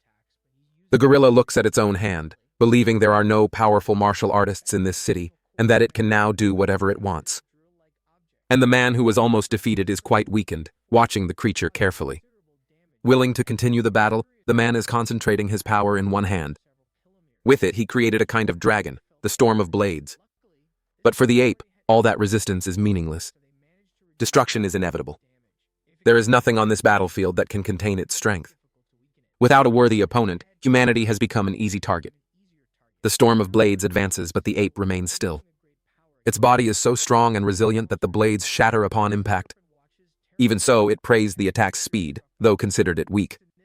As it says these words, they managed to manipulate a large amount of solid matter. This attack, on the other hand, was much more powerful, but too slow to hit the ape, which moves with great agility among the debris. Approaching his enemy, the ape ordered the man to kneel, as it doesn't like to be looked in the eye by inferior creatures. Before he could react, the man was struck hard by the primate. But after landing that blow, the ape became thoughtful. Despite being constantly hit, the man keeps getting up, which made the ape ask why he feels no fear. Using his techniques once more, the man said the ape is still an arrogant beast, and that won't change. The forbidden technique is being used, and the ape is now trapped. Completely furious, the creature realized it had been lured into a trap. In the midst of all that earth, it is being sealed, and the debris will be its prison. As it's pulled in, the ape said the human is delusional because that won't be enough. Since it won't be sealed forever, and when it gets out, its goal will be to attack all surviving human beings and smiling mockingly. The man said this wasn't just any plan, immediately showing a large scar on his chest, a symbol of his devotion to humanity.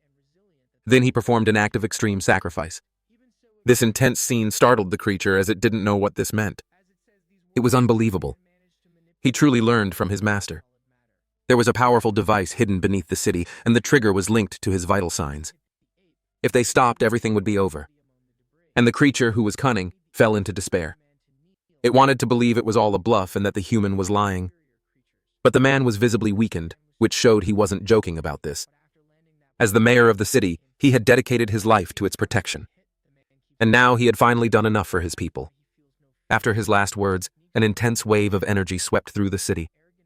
A brilliant light blinded the entire scene. In a matter of seconds, a massive cloud of energy engulfed the entire horizon. An alert message was being broadcast across all digital devices. After reading it, tears began to fall from a young man's eyes. The soldiers engaged in the fight paid their final respects to the mayor. Everyone knew the sacrifice that had been made. If that cloud of energy appeared in the sky, it meant the mayor was gone. After the worst had passed, a large crater of superheated rock could be seen. Inside, it seemed nothing was left of the creature. But in the midst of it, something extraordinary was happening. An energy began to gather. It was concentrating right where the creature had been defeated. Its body was being completely restored. Its physical form was regenerating from what remained, and life returned to the creature's eyes. Still recovering, it couldn't believe it had been almost defeated by a human. Enraged at being bested, he vowed to take revenge on all the people still alive there. But being weakened, he needed to return to his domain to regain his strength. However, someone asked what he thought he was doing. It was our protagonist who had arrived to solve the problem. The creature remembered this human well, the prodigy, and the greatest threat to the invasion. Our protagonist had finally found his adversary, even if it was a little late. Nevertheless, it was still time to act. Without a second thought, the confrontation began. But things weren't going as Yui had wished. The primate said he was a fool, arrogant enough to attack him, and now he would suffer the consequences. Our protagonist understood the situation. If the creature ran, it would be hard to hit it with his energy attack. It was then that the primate realized the situation was far more complicated than it seemed. He was hit again by a very intense attack. Our protagonist's energy was truly threatening, and another explosion as powerful as the last erupted in that place. Some people thought it was another device, believing the mayor had planned for everything. After that, the primate's body was damaged even further. Filled with dread, he was certain of one thing. Our protagonist was a formidable adversary because what he was seeing now was the armored Titan form. He said the boy was even more powerful than him, and that not even Hyel creatures possessed such energy. Our protagonist didn't like those words and prepared for his next move. Because of this, it was time to use his skills against the primate who was slammed hard into the ground. His body was thrown far away. To our protagonist, the primate's attempts to escape were futile. Since he had nothing left to lose, the primate gathered the pride of a sovereign and launched his attack. His hands clashed with Yai, his powerful fists, causing another devastating explosion. The force of that attack affected our protagonist, proving his enemy was truly a sovereign adversary. Not even in his Titan form could Yui completely overpower him. Even so, it wasn't enough. The primate used all the strength he had in that last attack. He was sure he could no longer defeat this enemy. Realizing his disadvantage, he decided to retreat from that place immediately. But what he didn't know was that our protagonist was a great shot.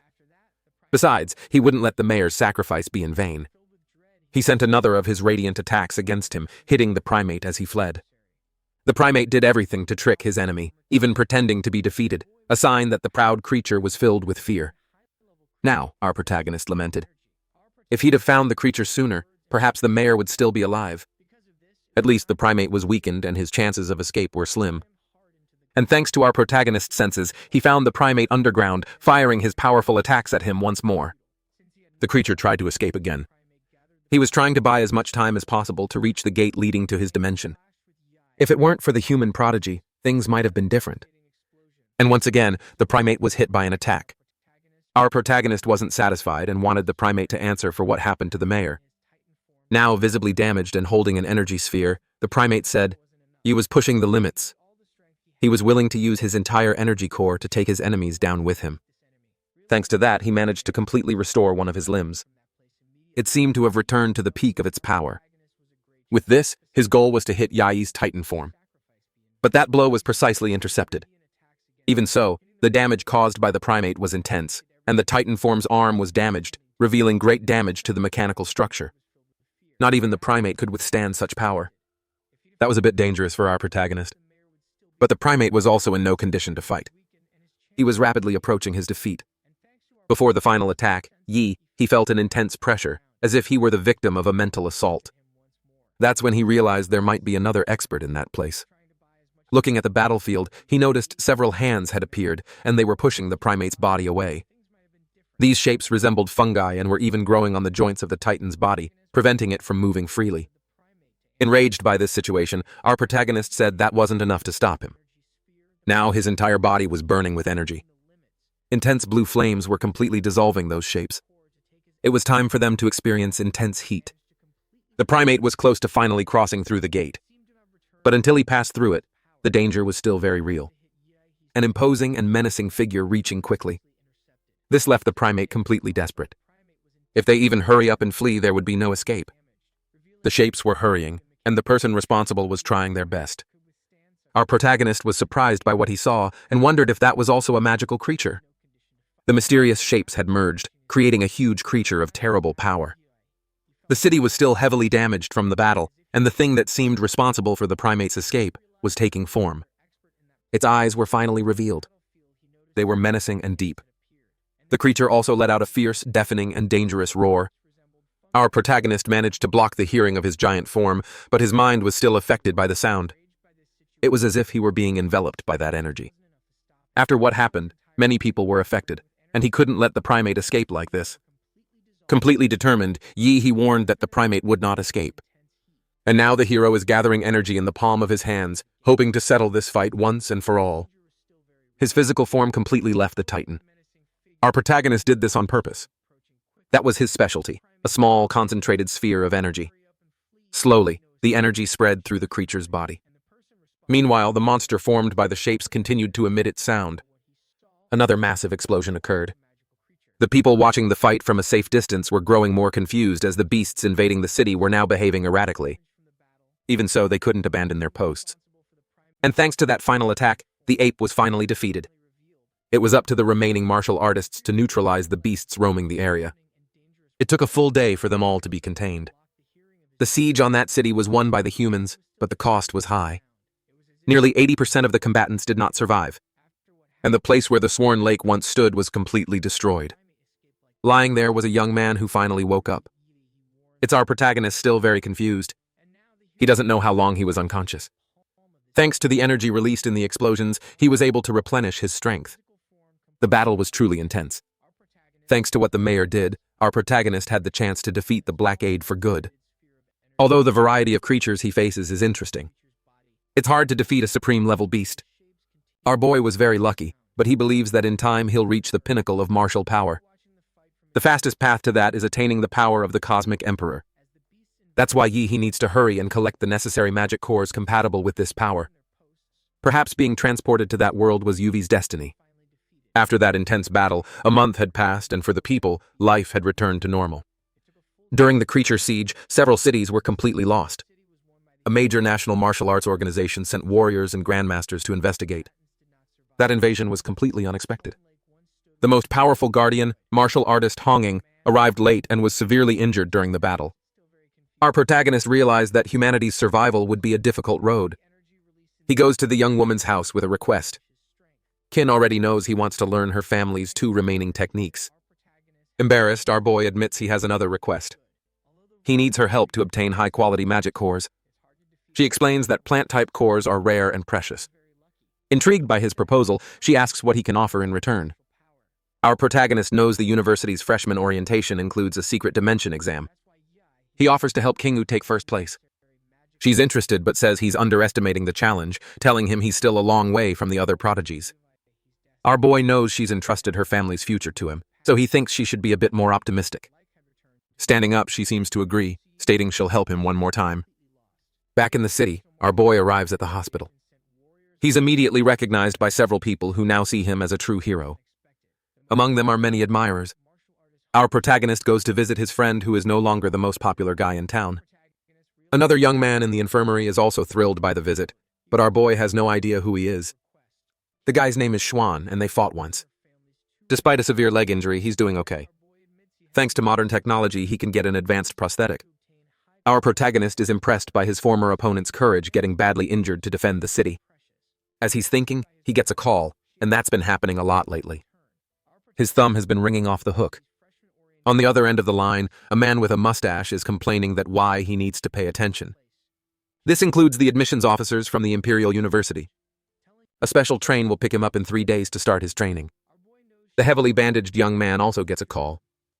They both want to prepare for the university. The only one who isn't a top student is the one injured in the battle. But yeah, he still has something to do before he goes. He returns to the site of the massive energy impact, which is still shrouded in a toxic cloud. Our protagonist goes back. His powers activated. A dense fog is forming around him. As the Cosmic Emperor, he absorbs the energy. After his last battle, he increased his sync rate with the title by 5%. The residual energy here allows him to cultivate efficiently. Yai has been doing this for the past 3 days, but he can't stay there forever. The train to the university is about to depart, and Yi heads there to begin his journey.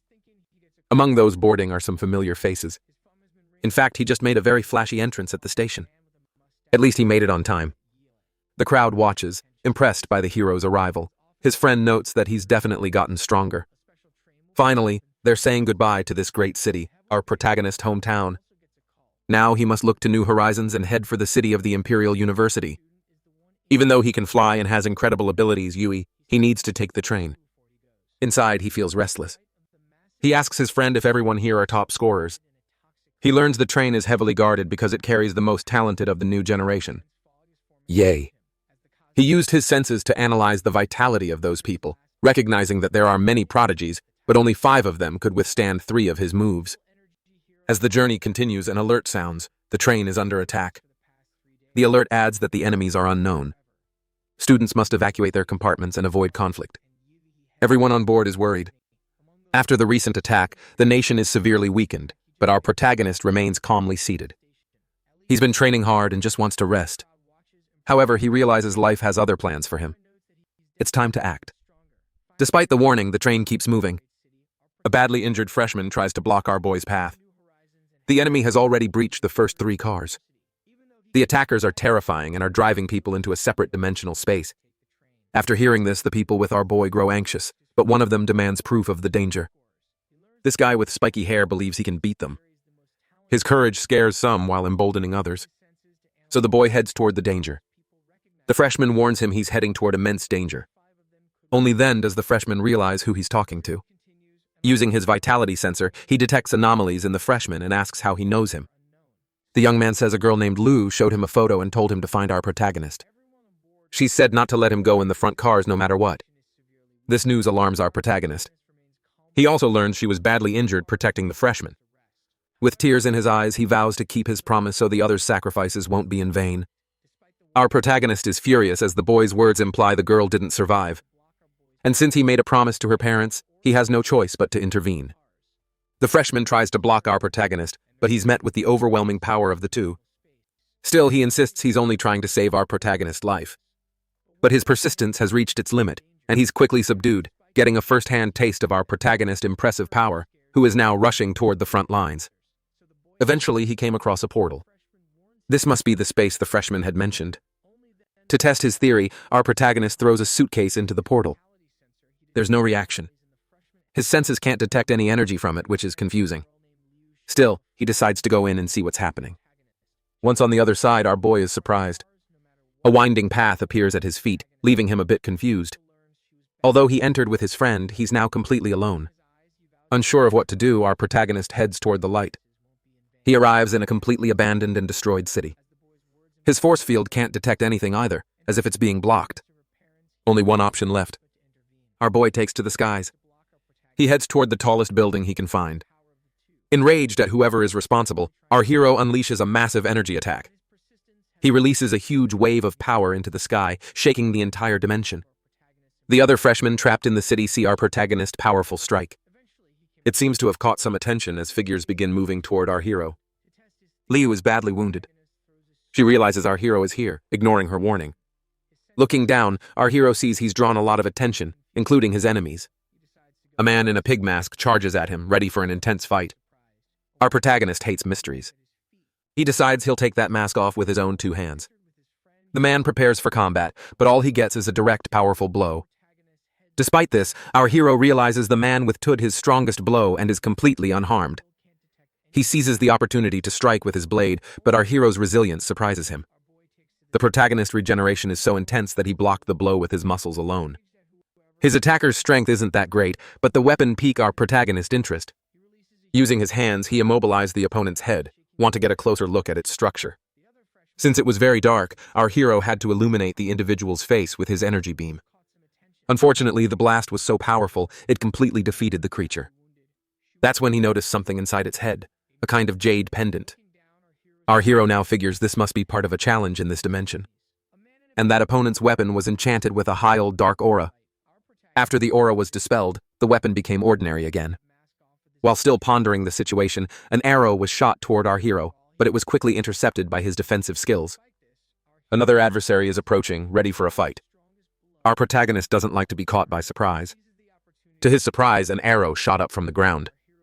This is a technique used by that mysterious man. It managed to get our protagonist's body several times, but this only made him angrier as these attacks are nearly enough to defeat him. Completely focused, our hero summoned an immense dark power, and now he's at full strength. His cosmic power is heading toward the opponent. The blow is so powerful that a nearby building, which had nothing to do with the conflict, was destroyed. From a distance, other people are trying to understand why the building collapsed. Meanwhile, our protagonist is looking for the one responsible for the attack. He finally finds an adversary wearing a rabbit mask. This opponent can also strengthen his legs in a surprising way. This was done so he could leap with great speed. Even so, it's not enough to surprise our protagonist. Although he defended himself, he realized the masked adversary is a martial artist who was already pointing his spear at our protagonist's face. But before he could be hit, a barrier of ice was summoned to protect him. Thanks to this technique, the adversary was completely surrounded by a wall of ice. Our protagonist friend was the one who created it, and with his sword, he intends to stop the opponent. Since he wasn't prepared, his strike wasn't fast enough to hit the creature.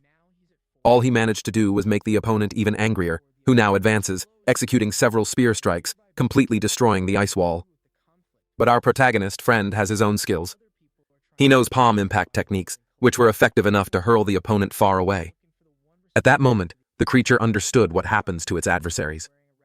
An enormous dark energy is approaching its body. It's our protagonist, who in his most powerful form managed to subdue it with a single move. Following this action, another energy explosion occurred. Minutes earlier, a few people were talking in an abandoned building. He knows the Mass Moon's weapons can overcome any defense. And the guy who showed up firing his energy into the sky must be just another defeated competitor because now everything has gone silent again. This woman knows that the prodigies of this generation are on another level and are capable of fighting the mass ones. And compared to those from the Huda region, the other students aren't as strong. As they reflected on this, another energy explosion happened, leaving those people completely speechless. The long-haired guy is also watching this. He asked his friend what he thinks about it. And an introverted colleague in AOD believes it's a freshman's technique. They had just defeated the Horsemaster figure and now they want to know how someone possesses such an exaggerated power. They have managed to gather 4 pendants so far. Other freshmen are also collecting the pendants. They are separated according to the zodiac signs and they need to collect them all. The most dangerous among them is the dragon. Its touch is extremely perilous and it will be best to avoid it at all costs. And the introvert is sure that the freshman releasing this blue energy must also have several pendants. Since they desire victory, it's time to collect pendants from the other students. Our protagonist battle is over. He already has the pig pendant and now the rabbit one. His friend wants to know if they are really going to hunt these masked figures. Our protagonist confirms it. He said there's another opponent nearby, the one who tried to hit him with an arrow. It's possible to track him through his energy. After walking a bit, our protagonist found signs of a battle. There is still heat in those marks. The people involved can't be too far. Our protagonist friend noticed they were close and sensed something unusual. He immediately used his ice sword, sending an attack in the direction of his intuition, disrupting the invisibility technique of a female combatant in the process. Our protagonist friend didn't like knowing someone was hiding in the shadows there. Before he could attack her again, a combatant capable of using flames entered the scene, using his technique to counter the ice of our hero's friend. This combatant also proved to be impatient and is complaining about his colleague's lack of skill for getting discovered. Our protagonist approached menacingly and wants to know if they were trying to ambush them. The girl said they got it all wrong, that they were chasing the chicken-masked figure. As she says this, her friend gets ready. Our protagonist is already very angry and determined to find out the truth. He grabbed the girl, questioning her. It was a clone, which only made the girl very apprehensive. While her partner had already expected this, he immediately got into position. Puffing up his cheeks and throat like a frog, He hurled all that special smoke toward our protagonist. As our hero is very cautious, he retreated immediately. At that moment, the girl revealed a large fan, and she is going to push the smoke toward them, blowing the dense fog in our protagonist's direction, engulfing our heroic duo. Now that they are surrounded by the fog, the flame user is going to launch his power at them, producing a massive explosion. With this, they believe they have emerged victorious, as no one can withstand that combination of powers. But this only made our protagonist even angrier with determination. By clapping his hands, our hero pushed the dangerous smoke away. This left the flame user terrified. Not even the greatest experts could do something like that. And to his surprise, the opponent saw a swift blow approaching at the speed of light. It's our protagonist who is now in control of the situation. The confrontation is underway. The girl realized she wouldn't be spared just for being a student. She would certainly be questioned. Before she could think of fleeing, she noticed her legs have been frozen. She had completely ignored our protagonist friend who is now approaching her. Determined to know who was behind the plan, the student knows there's no way to reason with a motivated adversary. She used her wind to break the ice that trapped her feet. Like a projectile, she began to flee in desperation. What she didn't know was that she would be captured immediately. Looking back, astonishment filled her eyes. Our protagonist confronted the student as he went to that location, prepared to fulfill his mission. This time, the approach would be direct, and there would be no hesitation. However, luckily for her, she managed to escape.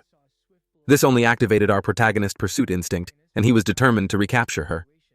He unleashed his intimidating energy, the one he uses to confront adversaries, capturing the student who can no longer escape as she was restrained by the energy of those he had already confronted.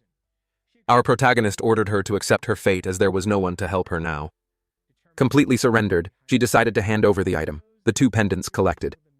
Since he was in a good mood, our protagonist told her to tell him everything she knows. The student said that to win this challenge, it's necessary to collect 12 pendants. Possessing a lot of information, she suggested guiding our protagonist inside that place, planning to take advantage of the situation and grab the pendants if you were defeated.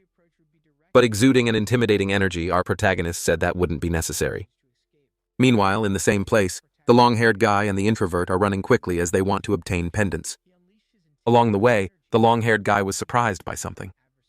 There were traces of a recent confrontation in the middle of their path, and they know that participant's name was Tin Chen. A few minutes ago, this participant was walking casually, wanting to team up with other freshmen to stay in the challenge. That's when he felt a presence behind him. A masked figure carrying a sword was approaching him. This figure had 2 eye rises in each of its eyes. That's when the participant understood he was facing the dragon-masked figure. As if in a suspense scene, the lights on that avenue began to flicker. And in the next second, he was decisively defeated. The dragon has no compassion for anyone, and he's also carrying a few pendants. Analyzing the scene, the long-haired guy can't understand how the participant was overcome, but the introvert knows it was the dragons doing the most powerful of the masked ones. Earlier, the long-haired guy tried to defeat him in the underground along with 20 other participants. And the only ones who managed to escape were him and the introvert. It was getting so tense it didn't even feel like a challenge anymore. And overcome by fear, the introvert was completely paralyzed. The long-haired guy also reported that the participants' pendants were taken. The dragon might have left the underground because the freshmen managed to meet certain conditions, like defeating all the other masked ones. Gathering his resolve, the introvert knows he can't fight the dragon, so he wants to get other pendants as quickly as possible. He summons his great wings to speed things up. He wants to send a false signal to attract his targets and take their pendants. Flying through the air, he began to emit powerful sound waves. In that same city, a badly injured Lu is recording a diary recounting everything that happened. She believes she doesn't have the strength to escape this situation. All she wanted was for our protagonist not to get involved in this danger too. She wonders if the participant who escaped this dimension managed to find our boy and deliver her message. While reflecting on this, she heard something terrifying, and she immediately thought she'd been discovered. In her current state, she won't be able to escape, making her a potential target for pendant thieves. The winged introvert ended up locating Lu, and it seems she has the ox pendant, which is very useful. He also knows where she's heading now. He believes it's a trap set by the girl, trying to lure him to the underground where the dragon is, but he knows the creature has already come to the surface, so it's time to find her and take her pendant. Determined to find the girl, he went straight to the building where she was. With his wings, he stops in midair, saying that no one can hide from him. But what the introvert didn't expect was to hear that voice from earlier. Furthermore, in the shadows, he saw a sword wielder in a dragon mask. Completely terrified, he felt a chill, believing the dragon is targeting pendant bearers. This reminded him that he's currently carrying 4 of them. The dragon's eyes are glowing menacingly, and the introvert realized it's time to run. There's nothing he can do to defeat this creature. And because he hesitated, he was drawn into the dragon's domain, a technique he didn't know the creature could use. It's activated when you look into the opponent's eyes, and the only way out is to win the fight. The dragon charges forward, determined to strike his opponent. Several blows are exchanged in the air, and the introvert tries to block them with his wings, only to see the dragon trying to surprise him from behind. Outside, the long-haired guy's life isn't easy either, as he's found something even worse than the dragon. It's our protagonist in his most intimidating mode and can't believe those individuals used the general chat to provoke everyone. Our protagonist friend wants to have some fun too, and asked the long-haired guy to be his opponent so he could test some techniques. This comment infuriated the participant, who realized he was being deeply underestimated by the 2 of them. Seeing the attack approach, our protagonist friend uses Ice Sword once again, managing to block the long-haired guy's charge, but it seems he's fully committed to the fight. And the long-haired guy is eager to continue the confrontation, wielding his great sword against the boy once more. But his agility is so great that he almost surprised him from the side, but our protagonist friend is protected by the plot. He repeated his mantra, stating that the sword and the man must be one. Right after that, a huge and dangerous creature emerged from his sword. Meanwhile, behind the long-haired guy, a great tiger appeared as well. The tiger and the dragon are now in an intense battle. Although the fight is balanced, our protagonist can't hide his disinterest. In the middle of the battle, the long-haired guy felt the introvert's energy, who is now calling for help. He needs to make a decision in the middle of this combat. Abandoning the conflict, he said he has urgent matters to attend to, otherwise he would stay and defeat these opponents. But our protagonist wasn't going to let him escape so easily. He hit the long-haired guy with a powerful blow, which he managed to block with his sword. However, the impact was so strong that he was thrown far away. The long-haired guy can't understand how that was possible.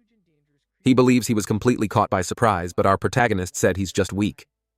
This seems to have awakened an intense fury in the long-haired guy. 3 minutes later, he woke up completely disoriented. Apparently, his endurance was exceptional. Our protagonist is holding the long-haired guy's sword and said he would borrow it for a moment. For that, it needs to be reinforced a bit, and our boy placed special scales around it. The guy with the ice sword said the long-haired guy has no pendants. However, he found a necklace on him that won't stop blinking. It seemed to be sending some kind of signal inside the dragon's domain. Things are not easy at all. The introvert boy has been gravely injured. He never imagined things would get to this point. He used all the relics he had brought from the secret kingdom, and he just needed to hit the dragon's vital point to seal its energy. In the process, he was seriously wounded and failed to hit the target in the dragon's heart, missing by a few inches. The creature now approaches to finish the fight. But the dragon had better ideas. He decided to pin his opponent to the wall using his sword, leaving him immobilized there like a trophy. Meanwhile, Lee is climbing the stairs, intending to reach the roof of that place. She knows she's no match for the dragon, who is much scarier than the ox. Knowing her opponent won't last long, she's the next target. Her only chance of survival is to find the protagonist somehow, and that is the tallest building in this city. The girl is using her special ability to see beyond her normal range. Now that she's on the terrace, she can try something. But using her abilities in her current state was very costly, and she hopes our boy can receive her message. Lying on the ground, she heard a strange sound. She went to the parapet to see what it was. To her surprise, the dragon is walking up the walls, slowly approaching its target. Lou, completely terrified, began to wish intensely for our protagonist to arrive soon. And once again, the dragon's eyes met his opponent's, creating a huge dimensional space on top of that building. Inside, the girl must defeat him if she wants to escape, and the dragon is about to show his immense power. The girl knows she has no chance of winning. However, the author wasn't going to let such a well-designed character be defeated like that. That dimension is being shattered from the outside. Our boy has arrived to save the day because he made a promise to the girl's parents. Desperate, she screams our protagonist's name. And the dragon realized things are about to get a little more complicated because heading his way is a determined young man eager to impress a girl. A powerful combination. The sword descends upon the dragon relentlessly. The blow is so devastating that the building was sliced in half. Our protagonist told Leo to meet up with the others nearby as he's going to show the dragon what happens to those who challenge him. Right after that, he went on the attack. Far away, the ice sword user saw what had happened. Our protagonist knows he's going to use that domain technique again, and he already suspected the signal from the necklace was a warning. He also noticed an object embedded in the creature's chest. This must be the plan the long-haired guy in his alley had. The dragon is preparing to attack, but our protagonist wields a Godzilla sword made for combat. Both warriors clash their weapons with all their might. Our protagonist was already looking for a chance to test himself. During their battle, more buildings are cut down as if they were building blocks. The dragon is a fierce enemy, and he is determined to defeat our protagonist with his sword. He charges at him with his primitive fury. Our boy noticed that the blows are getting heavier and more dangerous. He is thrown towards the ground with great force. But in the midst of all that dust, a cosmic energy is gathering. The dragon understood this could be very dangerous. And Godzilla's atomic breath came down on him, devastating and relentless. Finally, our protagonist found a worthy opponent, one that required him to don his Godzilla armor. He knows the dragon won't be defeated so easily. After that powerful blow, part of the dragon's mask was destroyed, revealing a human face. This motivated our protagonist, who sensed that the battle would become even more intense. The dragon charges at him once again, determined to defeat him with the next strike. Our protagonist felt the immediate danger. But in his Godzilla form, he is immensely powerful. However, he soon discovered that by destroying part of the mask, the dragon's strength and speed had increased. And that's not all. The special ocular technique is now being used constantly. With his great strength, the dragon managed to shatter the magnificent sword. This left our protagonist quite surprised because now he has no weapon capable of withstanding that powerful assault, and the dragon's katana is approaching faster and faster. At that moment, the protagonist acted decisively, activating his maximum power and stopping the sword with incredible force. Finally, he managed to restrain his adversary. At such a short distance, his attacks are very effective. Even a dragon realized there was no escape. He was hit by a powerful blow to the chin. With that strike, his mask was completely destroyed. But our protagonist continued his offense. He unleashed a sequence of swift attacks against the dragon. Our protagonist is aiming for vulnerable points to neutralize his opponent. At the same time, he's blocking his adversary's energy points, increasing the internal damage. From the force of the blows, the dragon became very weak and even dropped his sword. But he did this cunningly, kicking the blade with his foot, intending to hit our hero. Was already expecting some kind of strategy like this. But while he's wearing the Godzilla armor, there's nothing the dragon can do to win. Our protagonist used a fan to block this attack. Now it's time to end everything with his power. The protagonist summoned a great cyclone of shadows to envelop his adversary. And the great cyclone continues to spin without stopping. In the middle of it, the dragon is being overwhelmed and dark energy surrounds him. But our protagonist wasn't finished yet. He wants to confront this enemy one more time, charging at him with all his kaiju fury, unleashing a devastating cosmic energy blow. The battle is so one-sided now that the opponent seems to have no chance left. He is about to take a second equally powerful hit. Our protagonist launched a direct attack, but since this is a Chinese story, the move's name is Mountain Fist blocking Black Lightning. The blow sent the dragon hurling between the building walls as if he were a pinball until he inevitably came to a stop on the ground. For our protagonist in his Godzilla armor, that dragon wasn't much of a challenge. Almost out of strength, the dragon tries to lift his sword one more time. But our hero was already impatient and delivered the final blow with the creature's own sword, ending the combat once and for all. And with that, he obtained the last pendant. It's time to finish this difficult challenge. Far away, the long-haired guy is quite apprehensive. Gathered with the other survivors, he must already know what happened to his colleague. Just then, Lu questions if the protagonist should have faced the dragon alone. She didn't seem to grasp the situation as there was no other choice. And that's exactly what the guy with the ice sword said. Besides the protagonist, no one was capable of facing that creature. This made the girl realize he's right. In fact, she was seriously injured at the very beginning, leaving her unable to fight. Our protagonist noticed she was too distracted by her thoughts, and he needs her attention to get the bull pendant. Of all the pendants in hand, he arranged them according to the zodiac order. But so far nothing special has happened. The long-haired guy believes it's related to the dragon pendant, which wasn't supposed to belong to one of the hunters. There must be some activation condition. So, that pendant was removed from the order of the others. That seems to have caused a reaction in this dimension. A portal appeared in the sky and the entire city is disappearing. Our protagonist can't tell when it is. To make matters worse, there's an eye in the middle of that portal, leaving all the freshmen in complete disbelief, and a mysterious force seems to be pulling our protagonist. Without any explanation, his eyes opened in a completely different place. They had all returned to the train car. Some still have their memories. Many had not returned. A recorded announcement informed the students they had been taken to an illusory realm. This was this year's freshman hazing. What a strange university. They took hazing to a whole new level. Now, everyone was informed that our protagonist team managed to collect all 12 pendants and that our hero's performance was exceptional. So he will receive a reward. Immediately, rumors start to spread through the train. No one can figure out how he was able to do such a thing. And now, our protagonist realizes he has finally achieved what he wanted. By meeting specific conditions, he received a reward from the system. Now our hero hopes there won't be any kind of trick this time. In the system portal, an imposing creature appeared before him. The vampire model is now available, capable of influencing other beings and manipulating their life energy. After that extremely memorable and disturbing event, the train continues toward its destination. Our hero is celebrating getting the vampire card, but some people came over to talk to him. It's the introverted kid and the long-haired guy who want to know if he really defeated the dragon. Our protagonist was even more emphatic.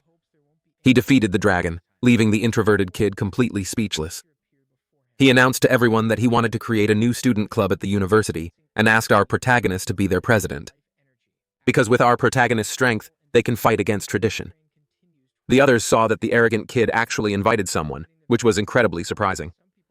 But of course, our hero refused. He prefers to act alone and doesn't care much for factions. Even so, the kid left his business card with him, hoping they could talk about it soon. Later that same day, the train finally reached its destination. Looking out the window, our protagonist was as happy as a child. It's the first time he's ever seen a city as large and developed as this one.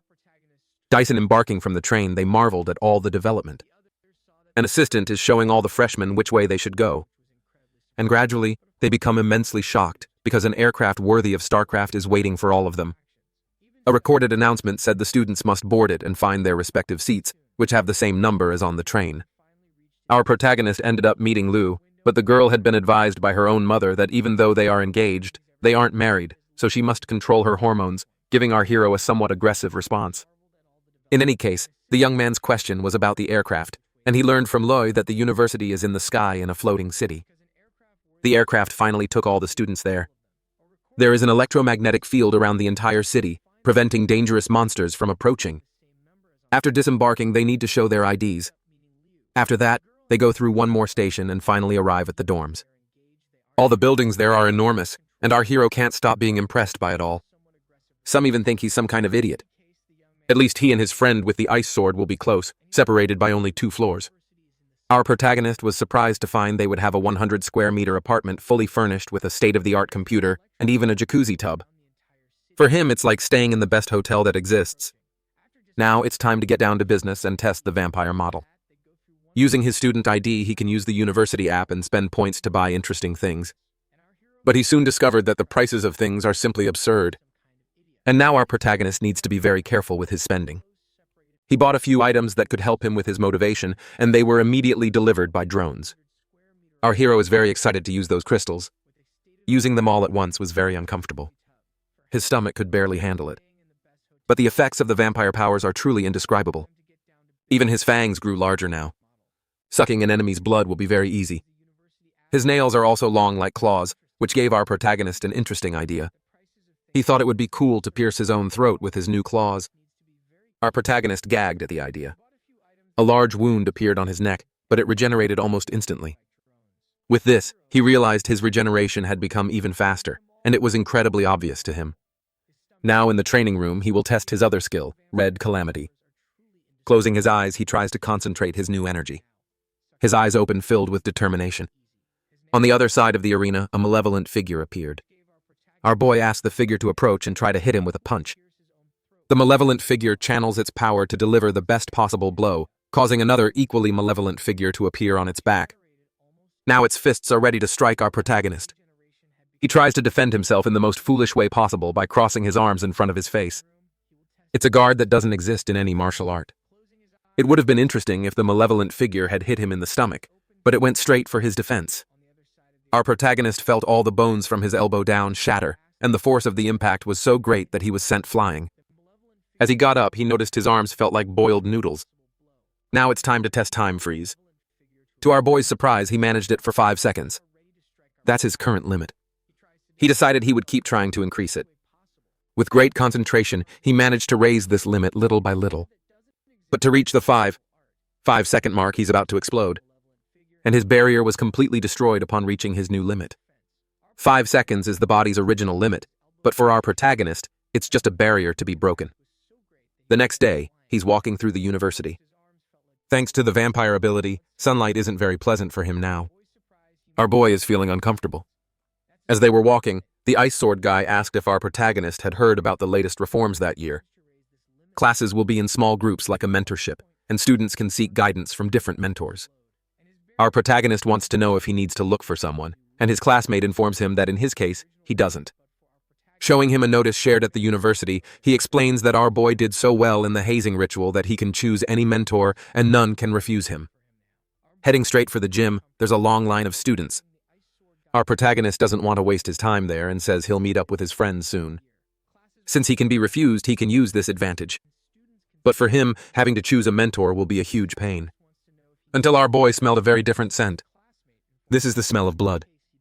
Immediately, he started following this trail. Thanks to his new abilities, he could sense an aggressive aura. Following the trail, he was surprised by what he saw. A girl was crouching on the ground eating a sweet potato, and she doesn't seem threatening at all. Our boy can't understand how such a cute girl could be the source of that evil energy. Standing up, she asked if our protagonist trains with a demon's body. Since this is true, he was surprised. She then said she helped Kohu himself improve his technique. Our boy knows exactly who that guy is. He's the weirdo with the broccoli head. And the girl said this man was her disciple 90 years ago. But our protagonist has a hard time believing it as she looks very young. A few things are impossible for those who have reached the pinnacle of martial arts. Maintaining such an appearance isn't that challenging. Changing her expression, the girl asks if our protagonist doesn't believe her, and he started to joke with her. Right after that, he felt as if his head were in a guillotine. Such was the killing intent of the woman before his eyes. And the sensation was so real it felt like a hallucination. That is the true scarlet calamity. But before he could say anything, the girl put a lollipop in our protagonist's mouth. She apologized for getting too carried away. She didn't want our boy to complain about her to the university. She only gets a few hours of release each week, growing more curious. Our protagonist wants to know who she is. Her name is Goni, the weird girl, a very powerful grandmaster. She even made the university president cry when they were kids. Hearing all that, our boy immediately dropped to his knees. If that girl really is a grandmaster, she could help him overcome this technical bottleneck as their styles are very compatible. As he formally asked to become her disciple, the woman was visibly taken aback. Far away, back at the gym, the mentors are observing the students. Among them are the 5 deans. The other students never imagined they would be there, but they only came to this selection because of our protagonist who managed to overcome that deadly challenge. Since he achieved the maximum score in all categories by defeating the dragon to the deans, our protagonist doesn't even know who the dragon really was. He's a model created by a supercompute based on Honging's abilities when he entered the university decades ago. No one has surpassed his data in a century. And if our protagonist defeated the artificial model, it's because he possesses great talent. Everyone is eager to meet him. But a secretary brings the dean terrible news because he had already chosen the weird girl as his mentor, leaving all the professors visibly upset. At first, she didn't much like the idea of having that young man as her discipline. In fact, she said she had already been expelled from this grand institution. But our protagonist knows she gets out a few hours a week, which would be more than enough, and he can help her win her freedom, a completely irresistible offer for her. While they were discussing her terms, all the deans appeared. The stone man reminded the weird woman of her own words.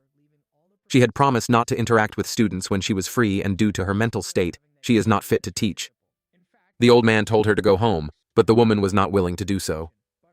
But not wanting to antagonize them, she called her new disciple to go home together.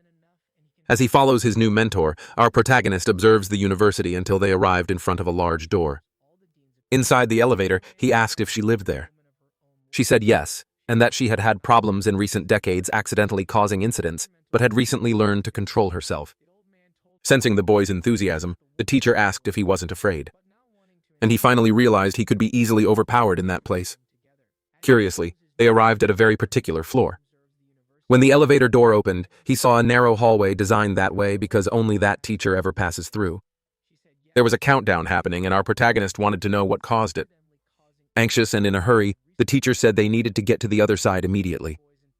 If she didn't make it in time, An alarm would sound at the university, and everyone would be looking for her.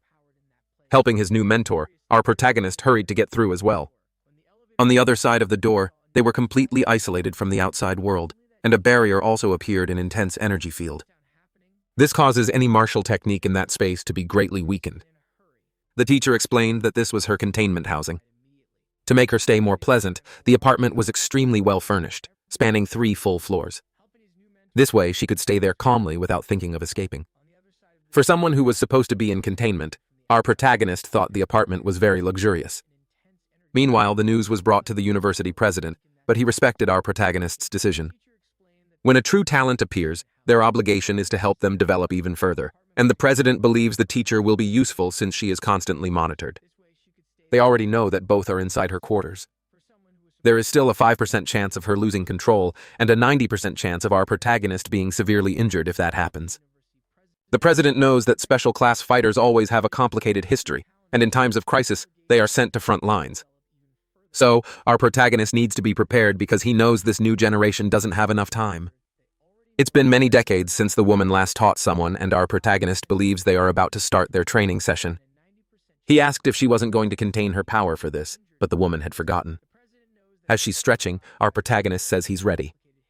But if there's one thing he wants, it's to never feel that sense of impending defeat again. When the match began, the woman came at him with great force. Our protagonist realized she was aiming for his weak spots. Even though he had calculated 5 escape routes, he felt like he was being read like an open book. So he decided to face the problem head-on, summoning his special armor, ready to strike back against his formidable teacher. She was pleased to see her new disciple using his skills to counter the attack. It's just a shame she's much faster than him. With great agility, she managed to get behind him while immobilizing him, applying immense pressure on our boy in the process. His training will definitely be intense. Without his armor, our boy realized the impact was considerable. At least he has the ability to recover. Besides, he realized his teacher wasn't going to hold back in this training. She enjoyed this opportunity too. It had been a long time since she could use her abilities so freely. Since our boy can't match her strength, he'll use something much more powerful next time, fusing the intense energy of radioactivity with his body. Fortunately, he had managed to perfect the anthropomorphism technique the night before, and the woman realized her disciple's potential was indeed very interesting. So, she would show him a powerful technique as well, unleashing a blast of energy from her hands against him.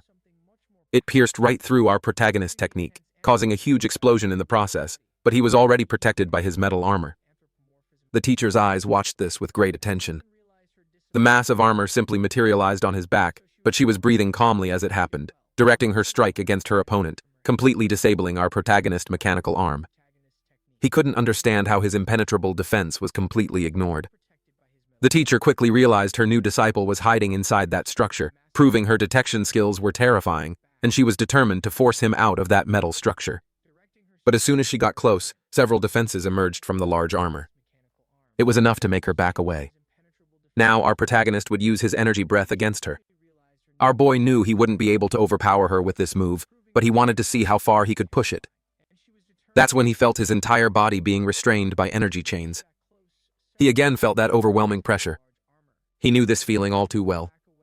The energy was descending intensely. Our protagonist tried to slow down time with his scarlet ability, gaining precious seconds in that difficult situation. With that, he had the chance to break through this dimension. Using the power of the Scarlet Calamity, our protagonist began to open his eyes very slowly, only to find he was lying on the ground and heard from his teacher that his protection was indeed very tough. Feeling a bit dizzy, he realized he had been forcefully removed from the metal structure. His defense completely bypassed. Since this can't be done at a martial disciple's level, he believed his teacher used a trick, but she said she beat him fair and square, admitting she might have used a bit more force than necessary because being so strong, it's hard for her to control herself. Our boy had a hard time accepting those words. Emotionally, the teacher promised she wouldn't bend the rules next time. She doesn't want her disciple to get angry as she spent decades in isolation. The teacher seemed worried about losing contact with her new disciple. And now her eyes were welling up with tears. Trying to compose herself, she asked if he really wasn't going to leave. But our protagonist had worked so hard to get here and he wasn't going to abandon her. Now the teacher seems highly motivated. It's like she wasn't shaken just moments ago. After that session, she has a sense of her new disciple's strength. He's stronger than average, but still far from her level. When she asked him what he wanted to learn, our protagonist revealed he wants to know advanced techniques like the one that broke through his armor. The teacher said that's hard to teach, but after enough practice he'll understand how it works because he'll feel like he's holding a thread. No matter the object, there's always an access point, and this thread can be broken. This is the line of rupture. Our boy realized his teacher's technique is very different from the other one who taught him. The first technique he learned was based on strength, while his teachers have the precision of an expert. If he wants to learn this, it will be complicated as it requires a very solid martial arts foundation. Given this, she asked if he knows the difference between a disciple and a martial artist. It's not just about physical improvement. The biggest difference between them is in the mind. A martial artist possesses an inner vision. With it, they can refine their cultivation, seeing their own meridians and energy points. A strong spirit ultimately strengthens the body. Our boy didn't expect this teacher to be so talented at explaining things. It was thanks to her mental fortitude that she was able to become a teacher. Now our protagonist wants to know the difference in advanced techniques. She began to explain that techniques are separated into 4 levels. The first is a Chinese term. Then come abyss, silence, and non-breathing. Normal students have access to unranked techniques. They are easy to use. Anyone with a little energy can make use of them. But things are different for the students at that university. Our boy seems interested in the other levels, and now they return to using the Chinese names. The teacher explained that the use of relics is one of these levels. Artifacts recovered from other dimensions. At the university, they only have one, and our boy's level, he won't get access to it easily. But that doesn't stop him from learning something of a higher level. Since his teacher has perfected the technique of precise impact with an intense glint in his eyes, our protagonist declared he wants to learn it immediately. So the teacher said it's time for them to start practicing. Our boy is now scared.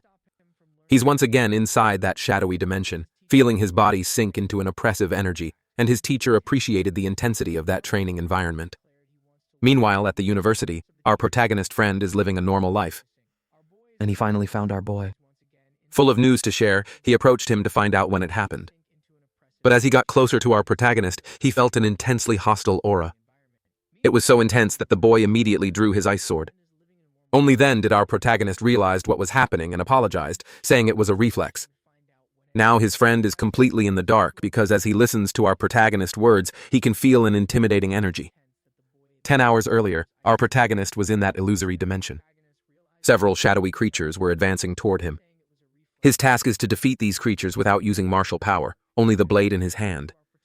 The goal is to make his body remember this feeling to learn how to execute a precise movement. Our boy is now determined, and he uses the dull blade to defeat the illusions. This leaves his teacher very surprised since not all martial artists are capable of training in that place. Our boy's mental strength is exceptionally high. He should have been overwhelmed by the hostile aura, but that didn't happen. Now our protagonist has made it back to his room.